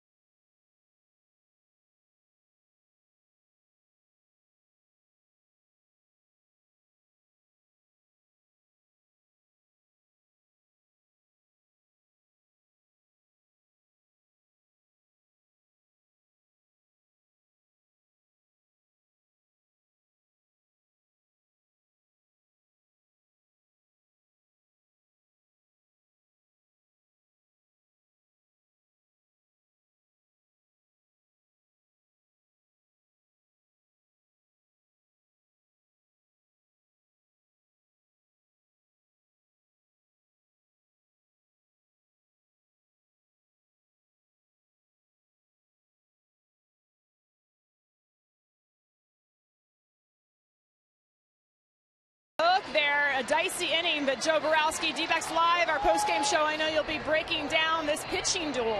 Oh, you can't say enough about Chase. Would have liked to get through the 6th inning there. Unfortunately, couldn't, but he's done a great job of giving the Diamondbacks a chance to win this game. All right, D-Backs need to get some runs against these Mets. Guys, we'll send it back to you.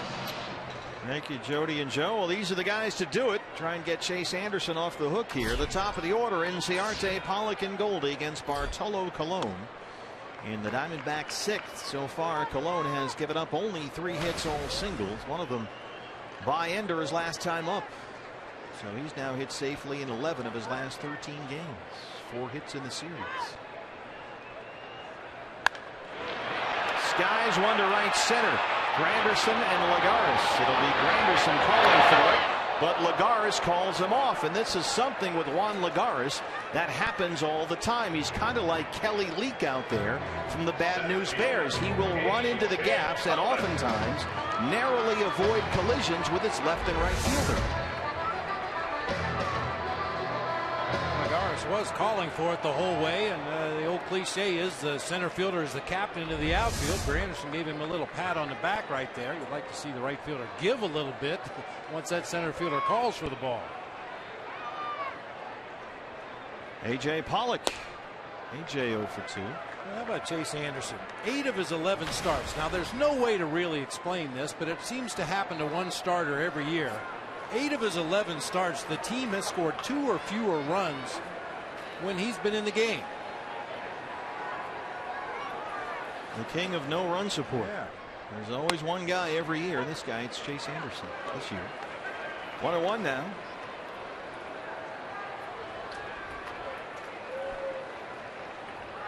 They gave up 8 hits, 7 of them singles.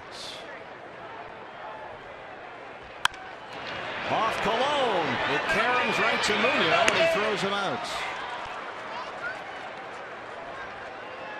The Diamondbacks have a streak on the line tonight. They've had an extra base hit in 36 consecutive ball games. So far, none in the game tonight. Let's take a look at our Arizona Federal Credit Union power player of the game. The numbers on Chase: 1 earned on 8 hits in 5 2/3. He walked 1 and struck out 6.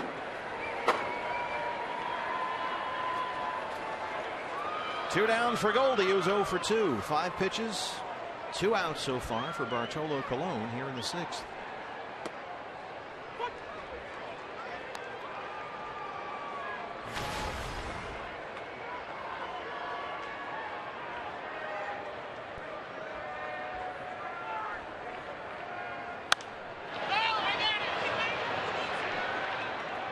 Goldie's homer here Thursday was his 16th of the year. And this was number 99 on the career. And yes, he did get all of it. He usually does. One right there, that'll work. 0-2 pitch.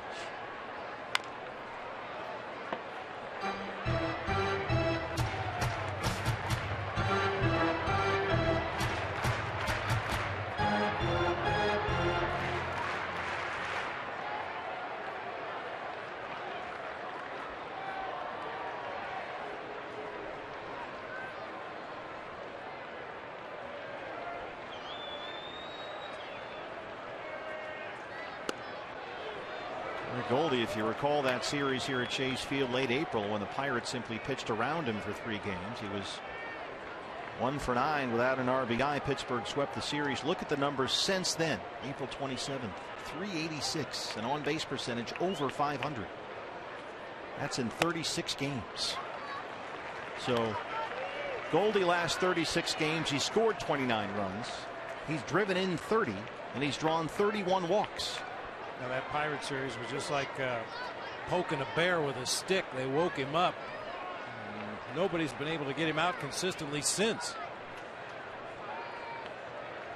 In terms of batting average, on base percentage, and walks since that series at Chase in late April, Goldie #1 in baseball. He was 1 for 9 without an RBI in that series. Pirates won all 3. 2-2 pitch. Well, once again, he's way behind in the count. He works it full.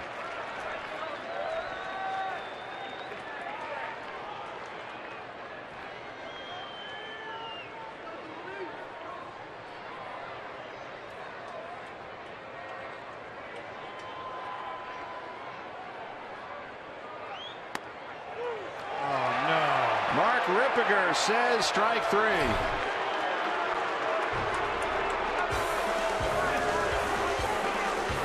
The 5th strikeout for Bartolo Colon. And through 6, the Diamondbacks trail the Mets 1-0.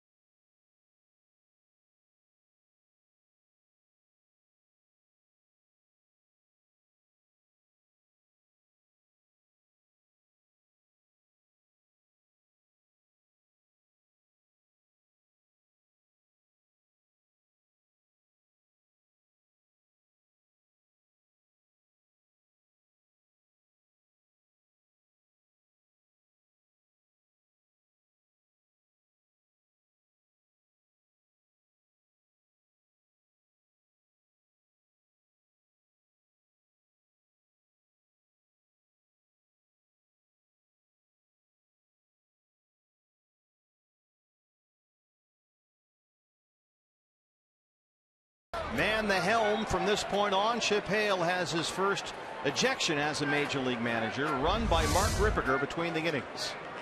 Yeah, Chip's clear over in the dugout. Nobody in the ballpark knew what was going on. That is that's a bad ejection in my opinion right there. You're not allowed to argue balls and strikes, but he was clear over in the dugout. It wasn't like he was waving his arms or anything. Rippiger was just waiting to hear something so he could throw somebody out of the game. So Glenn Sherlock will run the show. Chip Hale in the clubhouse and Mark Rippiger behind the plate after ringing up Paul Goldschmidt to end the bottom of the 6th. And here's Anthony Recker in the 7th against Randall Delgado. Borderline pitch at best.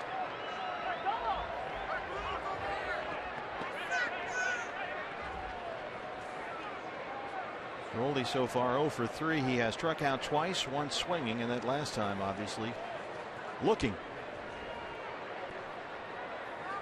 As Colon worked a 1-2-3 6th against the top of the Diamondback order. 0-2 to record.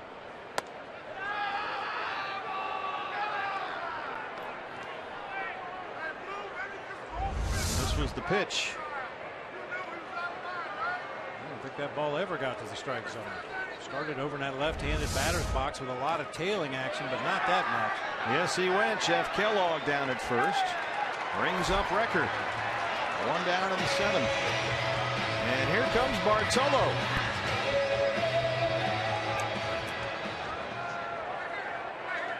Pitcher Bartolo Colon.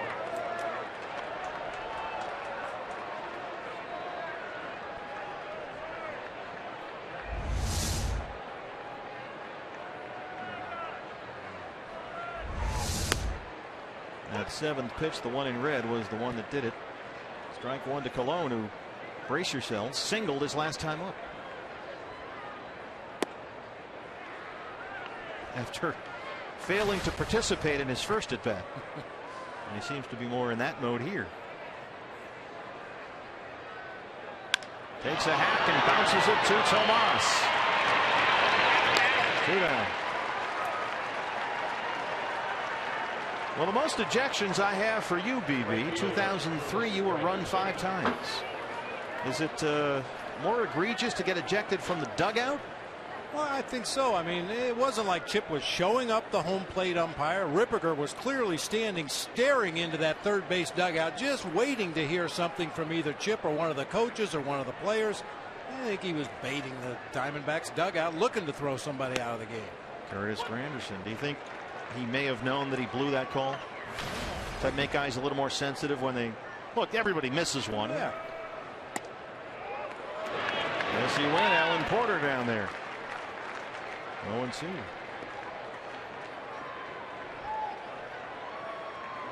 Yeah, I mean, we know they're human. We know they're not going to get them all right, and occasionally you have to recognize that these players are very passionate. The manager's very passionate about this game. They want to win. They're watching with biased eyes, and I'm sure for Chip Hale, that pitch to Goldie looked like it was a foot off the plate. Now, it clearly was close to the outside corner, but wasn't on the plate.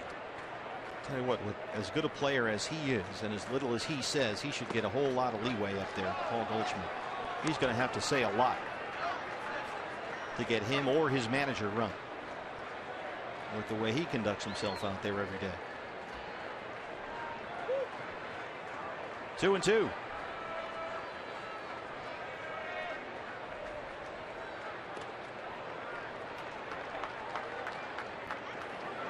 Anderson Ford bullpen high above. Oliver Perez, the left-hander, warming up. Mel Stoudemire Jr., the bullpen coach. Again, thank Mel for wearing a Fox Sports Arizona microphone last night, part of our bullpen show. That was a lot of fun. Anderson yanks this one down the line, but it's fouled.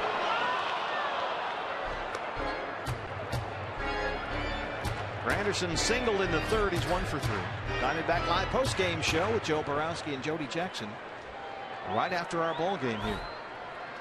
1-0 in the 7th. Another good one. He did not go, says Alan Porter. And Granderson has a 2-out walk. Brings up Ruben Tejada. Tejada walked in the 1st, singled in the 6th. He's 1 for 2. And the base hit extended his hitting streak, is now up to 9 games.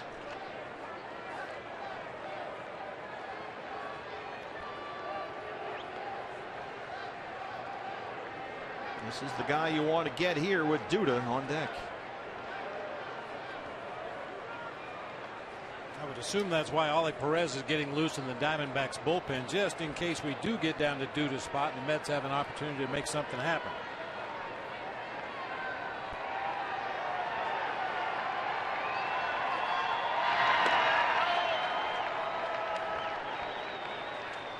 Granderson 4 for 5 at a stolen base attempts this year.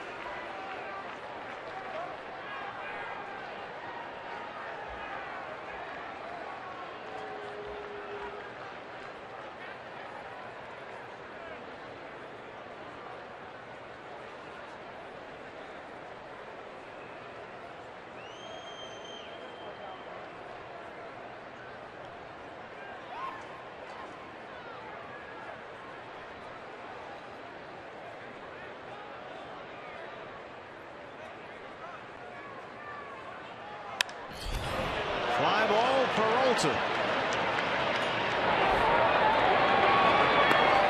We will stretch at Chase Field. Diamondbacks trail the Mets 1-0.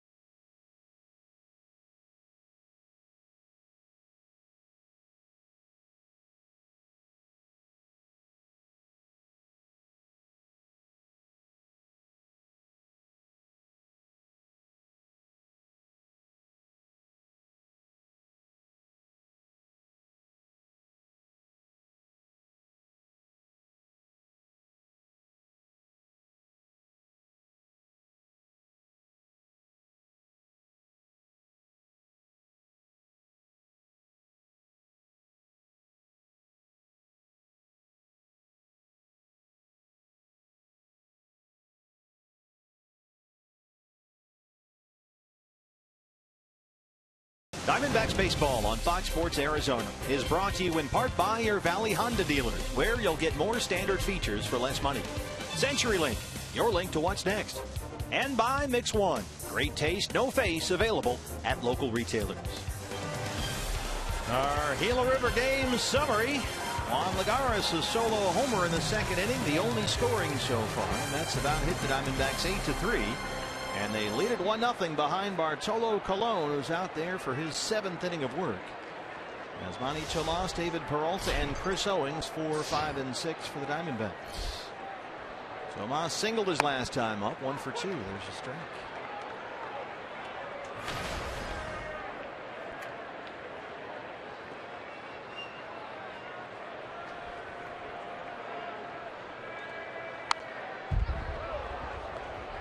Bartolo Colon just firing strikes in there, jumps ahead 0-2.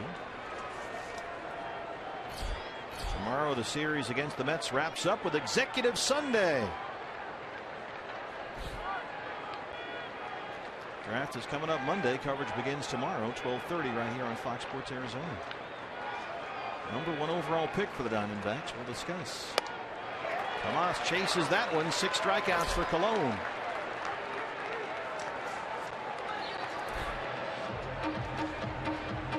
Left fielder, David Peralta. I thought this would be a great matchup for David Peralta today. He did single in his first at bat back in the second inning and then grounded out to Lucas Duda at first. His last at bat. David's a real good fastball hitter, and we know Bartolo Colon throws lots of fastballs. Mets put the overshift on for Peralta.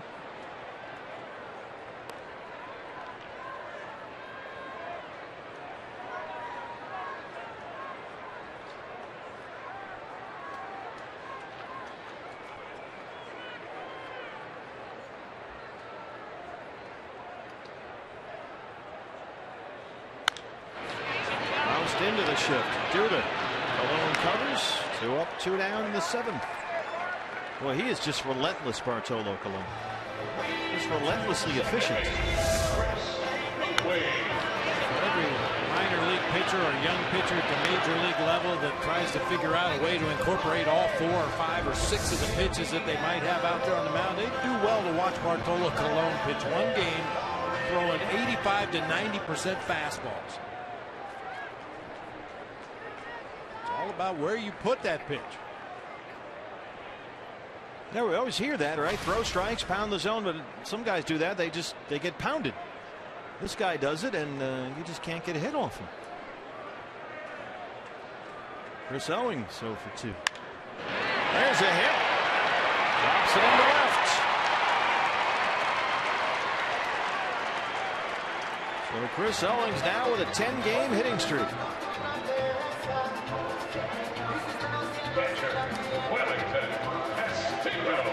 Chance for Wellington Castillo to get his first Diamondback hit. Addison Reed warming up in the Sanderson Ford bullpen. Brad Ziegler loosening up as well. Castillo walked his last time up. He's 0 for 1.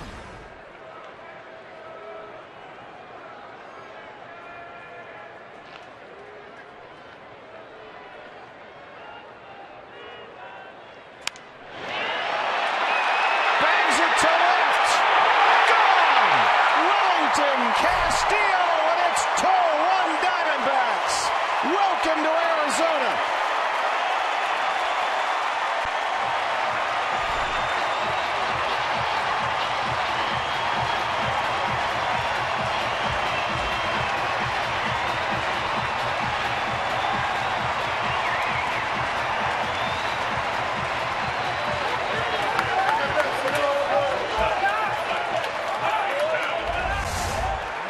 Castillo's got some pop in that bat. We knew that coming in from his time in Chicago.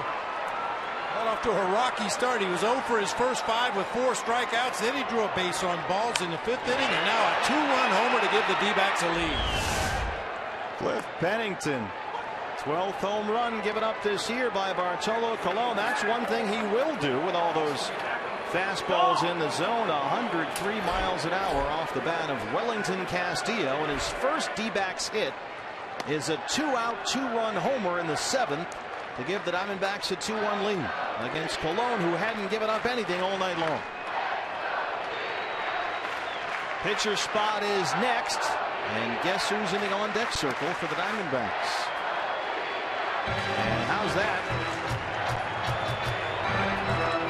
For a sight for sore eyes. Jake Lamb is back in town. Well, Goldie's a sight for sore eyes too, but yeah, Jake Lamb maybe a little more so tonight.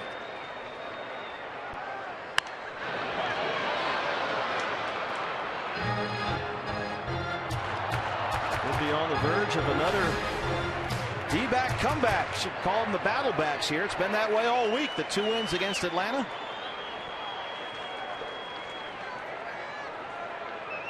They were trailing 1-0 last night. Trailed 1-0 here again tonight. Pennington strikes out. Our Chaz Roberts air conditioning cool play of the game. Well, it's a no-brainer. Wellington Castillo, his first hit as a Diamondback, is a 2-run homer, and it's 2-1 D-backs.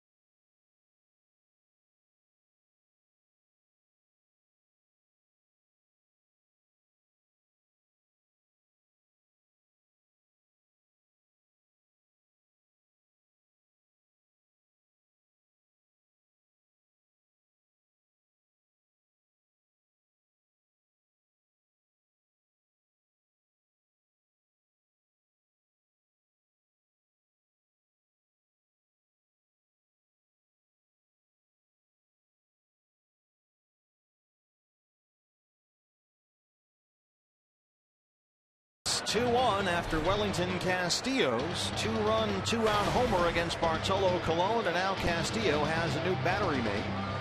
For the 22nd time this year, it's Addison Reed, and he's got some defensive changes behind him.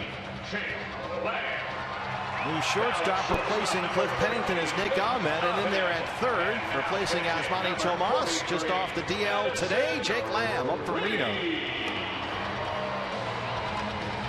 Another Diamondback comeback here at Chase Field. Now it's up to the bullpen. Mets in the 8th will have 3, 4, and 5. Duda, Kadire, Lagares. Lucas Duda so far 0 for 3.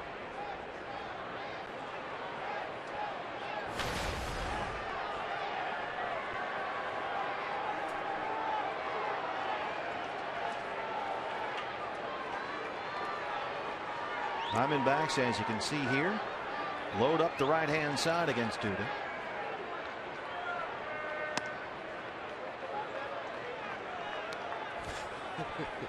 First game back from Reno, and Jake Lamb ends up playing second base in the exaggerated pull shift. Well, you know where he's going to hit it now, right? Probably right at Jake Lamb. 1-1.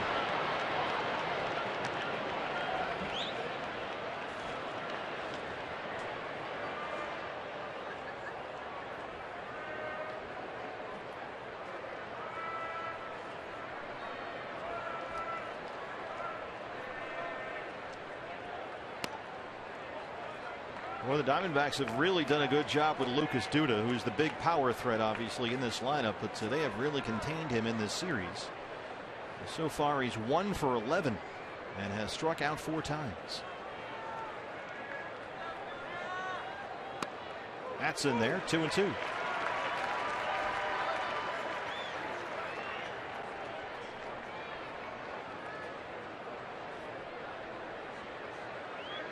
Addison Reed with those new mechanics well over on the first base side of the rubber.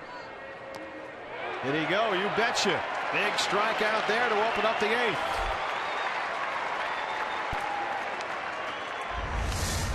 Good slider down and in. Duda likes that ball down and in, but swings right over the top. Actually checks his swing. He realized that slider was going to dip low out of the zone. Could not hold up. 1 out for Kadire. Michael Kadire has struck out twice and singled. The single extended his hit streak to 11 games.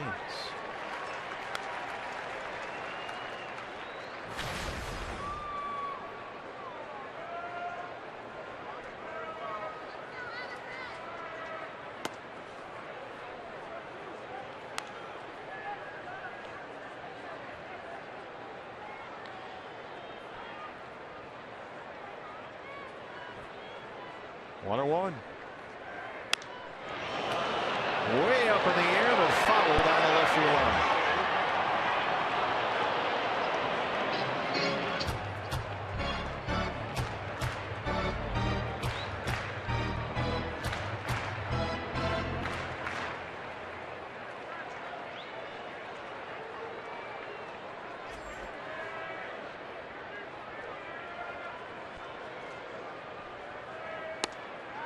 Oh. 2-2.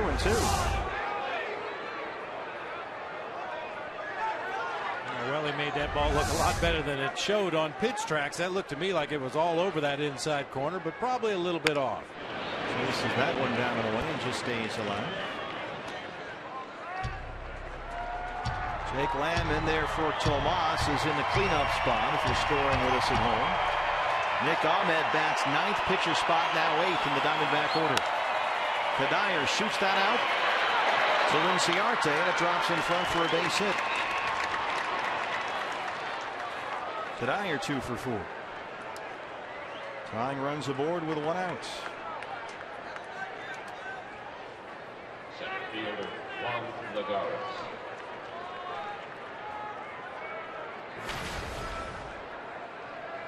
Juan Lagares, a homer and a single. He's 2 for 3. He's got the only Met run. This was Lagares with 1 out in the second off Chase Anderson. Off the top of the fence in right and over. Just his second home run this year.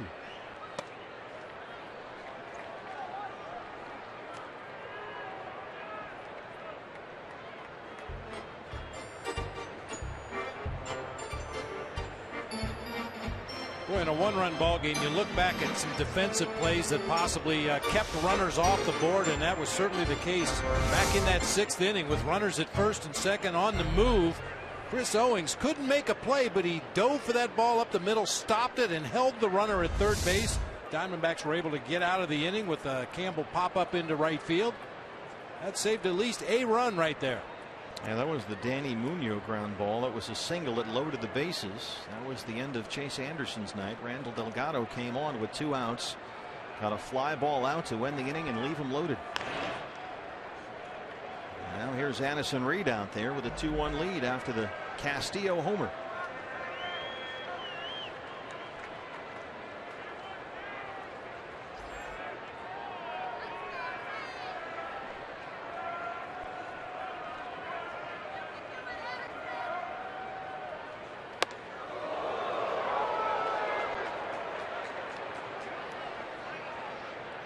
Remember, Juan Lagares, this is a guy that likes to chase pitches outside the zone. He will get himself out. You don't have to be too fine with him. But Addy is behind 2 balls and no strikes.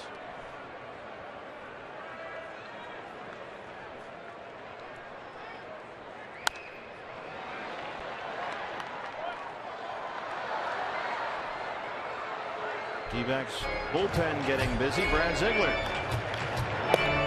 Brad was warming up last night, but then the Diamondbacks got 4 in the 8th inning, and he sat down. Delgado pitched instead. But he was warming up for a while last night in a close ball game at the time. 2-1 to Lagares.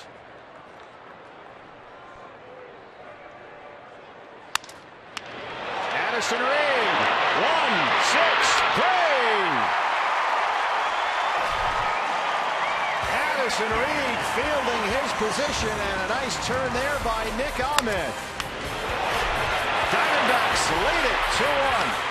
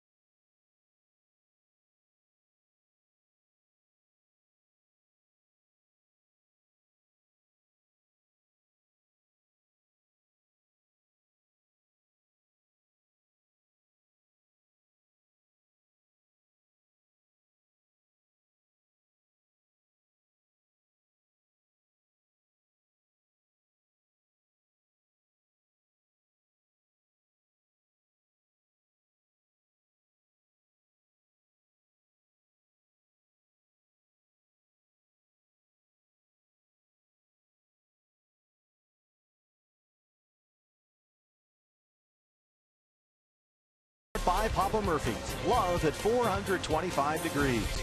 By Card Power from Arizona Federal Credit Union. Now that's the power of us. And by Yancey's Fancy, New York's finest artisan cheese.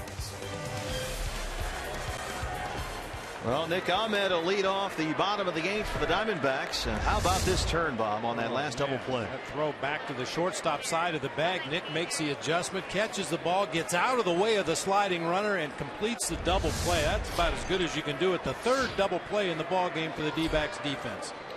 Well, you have to watch him every day, but the more you do, the more you appreciate Nick Ahmed's defense. New pitcher for the Mets, wearing his protective cap, is the left-hander. This is Alex Torres, a 2.66 ERA in 23 appearances. Got a new model cap this year. You may remember him from the Padres. Diamondbacks have seen a fair amount of Torres over the last couple of years. Looks like he's got a new model this time, and looks even bigger than the other one. But he's not trying to make a fashion statement here. He's trying to protect himself. Ahmed 212 and 3 homers. He is hitless in the series. Did walk twice and scored a run last night. Bounced that one up there. It's 2-1.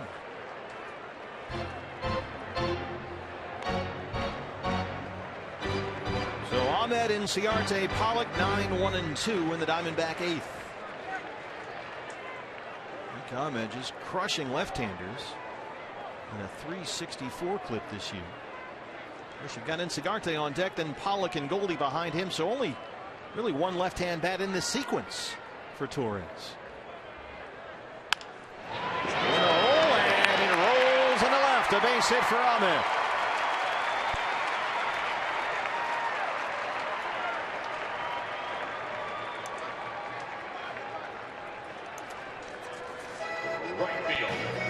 Hey fans, in just 2 weeks the D-backs will take on the Padres right here at Chase Field. And the first 20,000 fans will get this D-backs backpack courtesy of Gila River Casinos. You can get your tickets right now at dbacks.com. A lefty on lefty matchup here. Torres against Inciarte. This is where I would expect Ender to maybe try to bunt for a base hit. It's a tough left-handed pitcher. If you do it successfully, you've got runners at first and second, nobody out. And if they happen to throw you out at first, at least you move that guy into scoring position. Campbell in on the grass at third. Ahmed is back inside. Campbell's good 3 or 4 steps in down there. Series finale tomorrow here against the Mets from Chase Field. Diamondback Live pregame show comes your way at 12:30. Josh Colmenter and last year's National League Rookie of the Year, Jacob deGrom.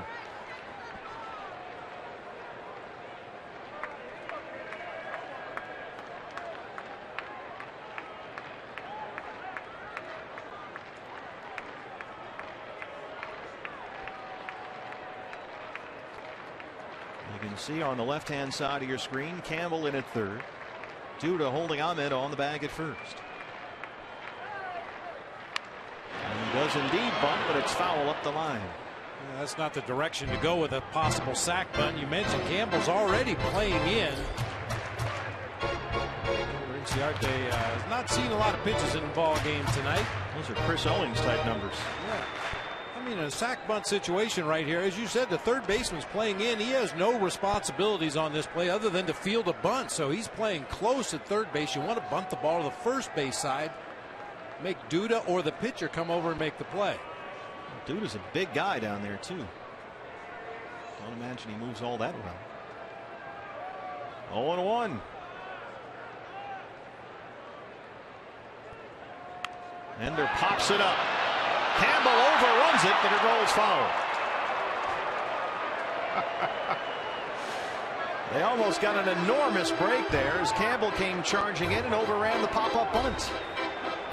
But it's an 0-2 count on Inciarte. Like a lob in tennis.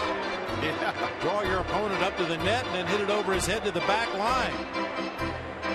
Boy, I bet his heart skipped a beat or two on that one. So now Andy Green will come on down and have a conversation with Ender about what they want to do with a 0-2 count up there and Ahmed at first.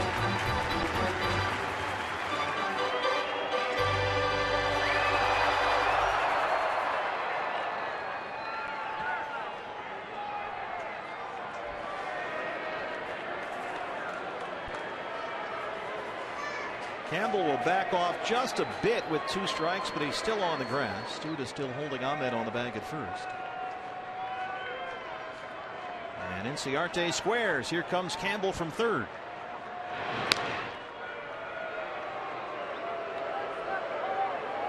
If I was a gambling man, I'd say that Ender's going to pull the bat back and take a swing at it if it's in the strike zone. It looked like he was in the process of doing that. Showed the bunt early.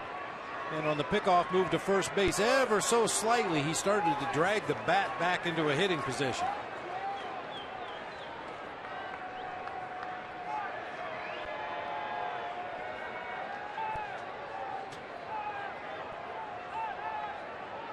Pulls back and sure enough chops it to short. Tejada. He's got one play. They move Ahmed along. So in the end it worked out as sort of a sacrifice. It accomplishes the same thing.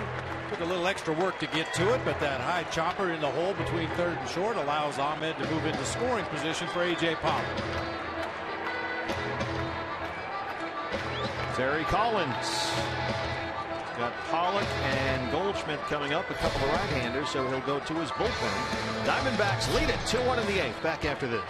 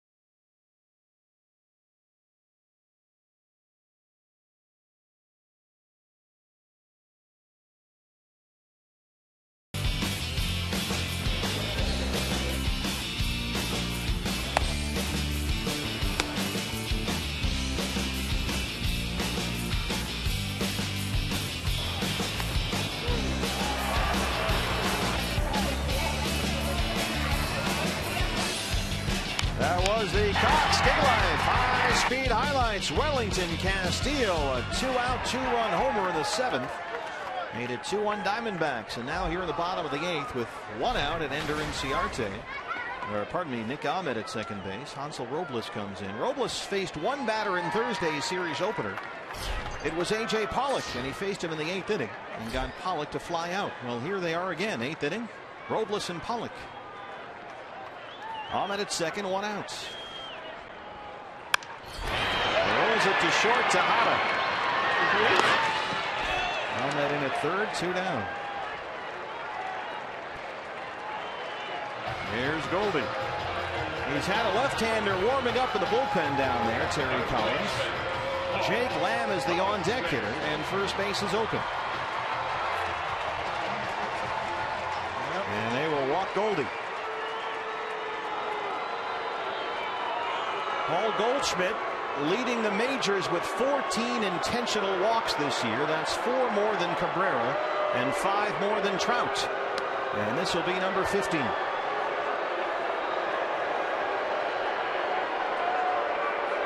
Goldie homered in game 1 against Matt Harvey. Also had an RBI single last night in the 6th inning. And from that point forward, I think Terry Collins had seen enough. He's going to take the bat out of Goldie's hand whenever he gets a chance.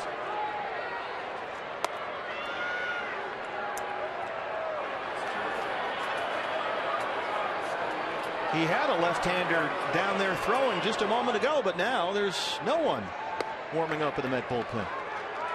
I think it was Leatherstich who was throwing a moment ago. Well, he's probably at the gate ready to go. Okay, here he comes.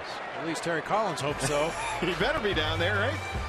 And sure enough, here he comes. The pride of Beverly, Mass on the way in. 2-1 Diamondbacks. Take a break.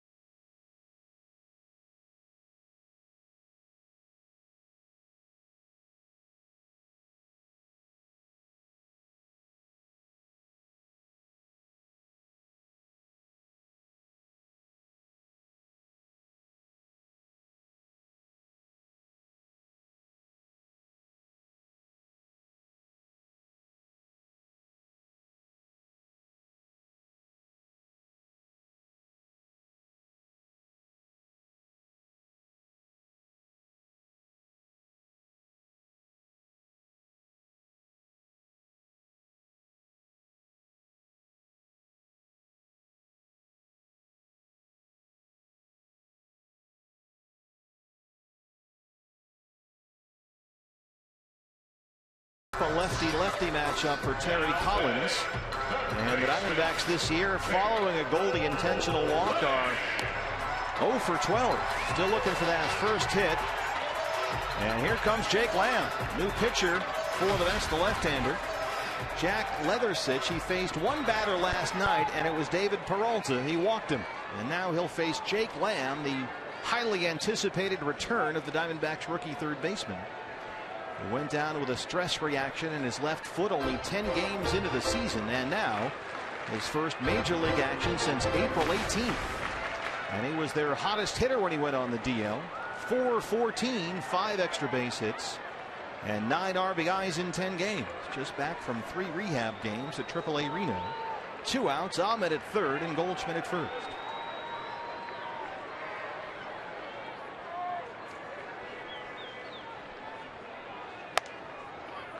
Jake Lamb in his 3 rehab games with Reno went 4 for 11. That's a .364 average. He doubled, drove in a couple of runs. He also walked 4 times, which I thought was impressive.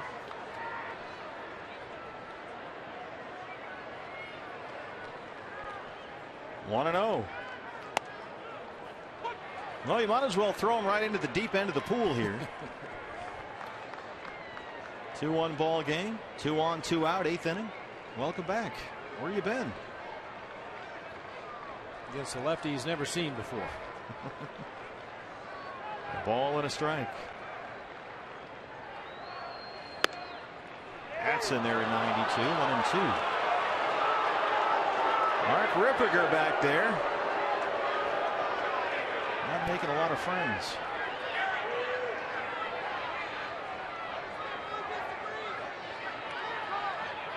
That's a good pitch.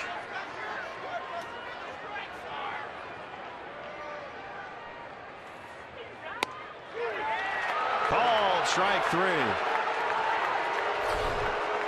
So make it 0 for 13 following the Goldie intentional walk. And we go to the 9th. Here comes Brad Ziegler to try and close a 2-1 D-backs lead.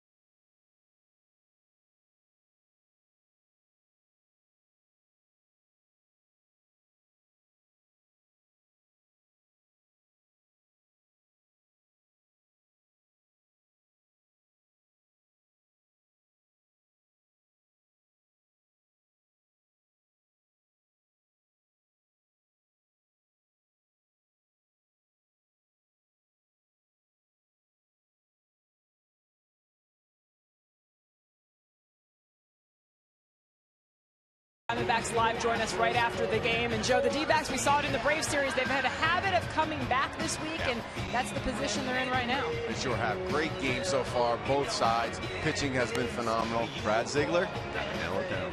All right, should be good. Guys, we'll send it back to you, and we'll see you, of course, after the game.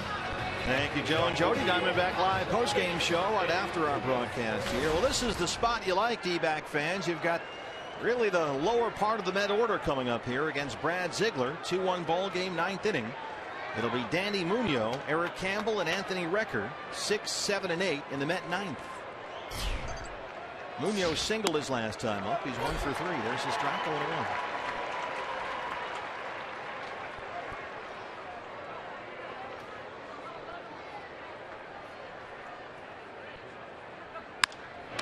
Brad Ziegler reaches out and snags it. 1 down. Tell you what, we've seen some pretty good defense by Diamondback pitchers in this series. Well, Brad Ziegler better be good at fielding ground balls because he gets so many of them coming back his direction with that submarine delivery. Everything sinking down toward the ground. Munoz hits the top part of the baseball. Little comebacker. Nice play by Brad. Eric Campbell steps in now. Here's one more look at Brad with a quick glove hand. Campbell singled in the second. He's 1 for 3. Anthony Recker, the catcher, is due up next, but Daryl Siciliani, a left-hand hitter, is in the on-deck circle for New York. That one goes through the wickets. Well, he beat him with a glove hand, but that one went 5-hole for a 1-out single. Hit a little harder than that first chopper back to the mound. And so the Mets have the tying run aboard with a 1-out. And remember, the Mets are hurting for catchers right now, and Collins is hitting for his catcher right here. Daryl Siciliani. Daryl Siciliani, a left-hand batter. In just 13 games this year, hitting under 170. Campbell, the runner at first, 1 out.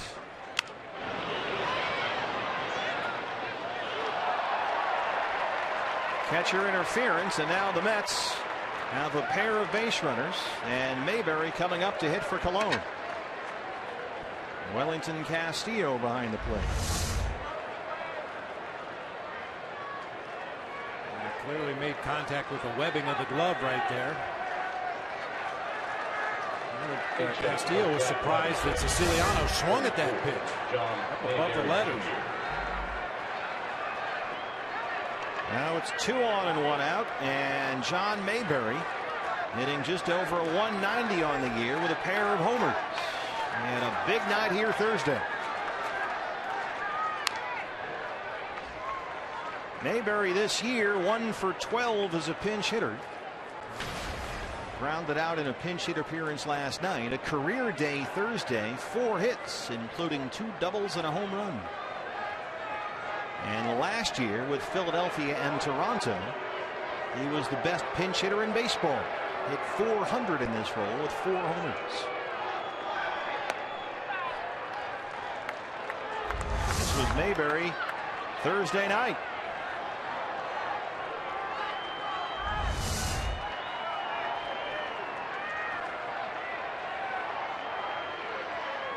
Campbell at second, Siciliani at first.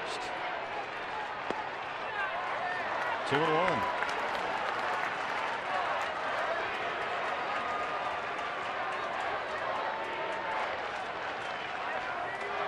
Ziegler trying to do what he does best since 2008. He's got the most grounded into double plays by any reliever in baseball. The next closest one is 22 behind him. High chopper to third. That is there. It's a fair ball, and it's a double play. And the Diamondbacks win the ball game 2-1.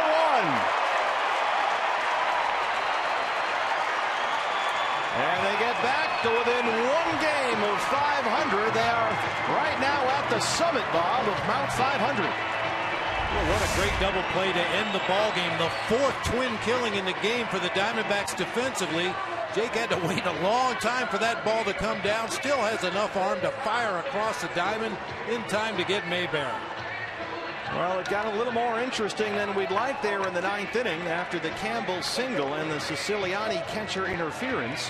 But Brad Ziegler does what he does, gets double play balls to end ball games, and usually Diamondback wins. The hero tonight, Wellington Castillo, his first hit as a D-back, a 2-out, 2-run homer in the 7th in what turned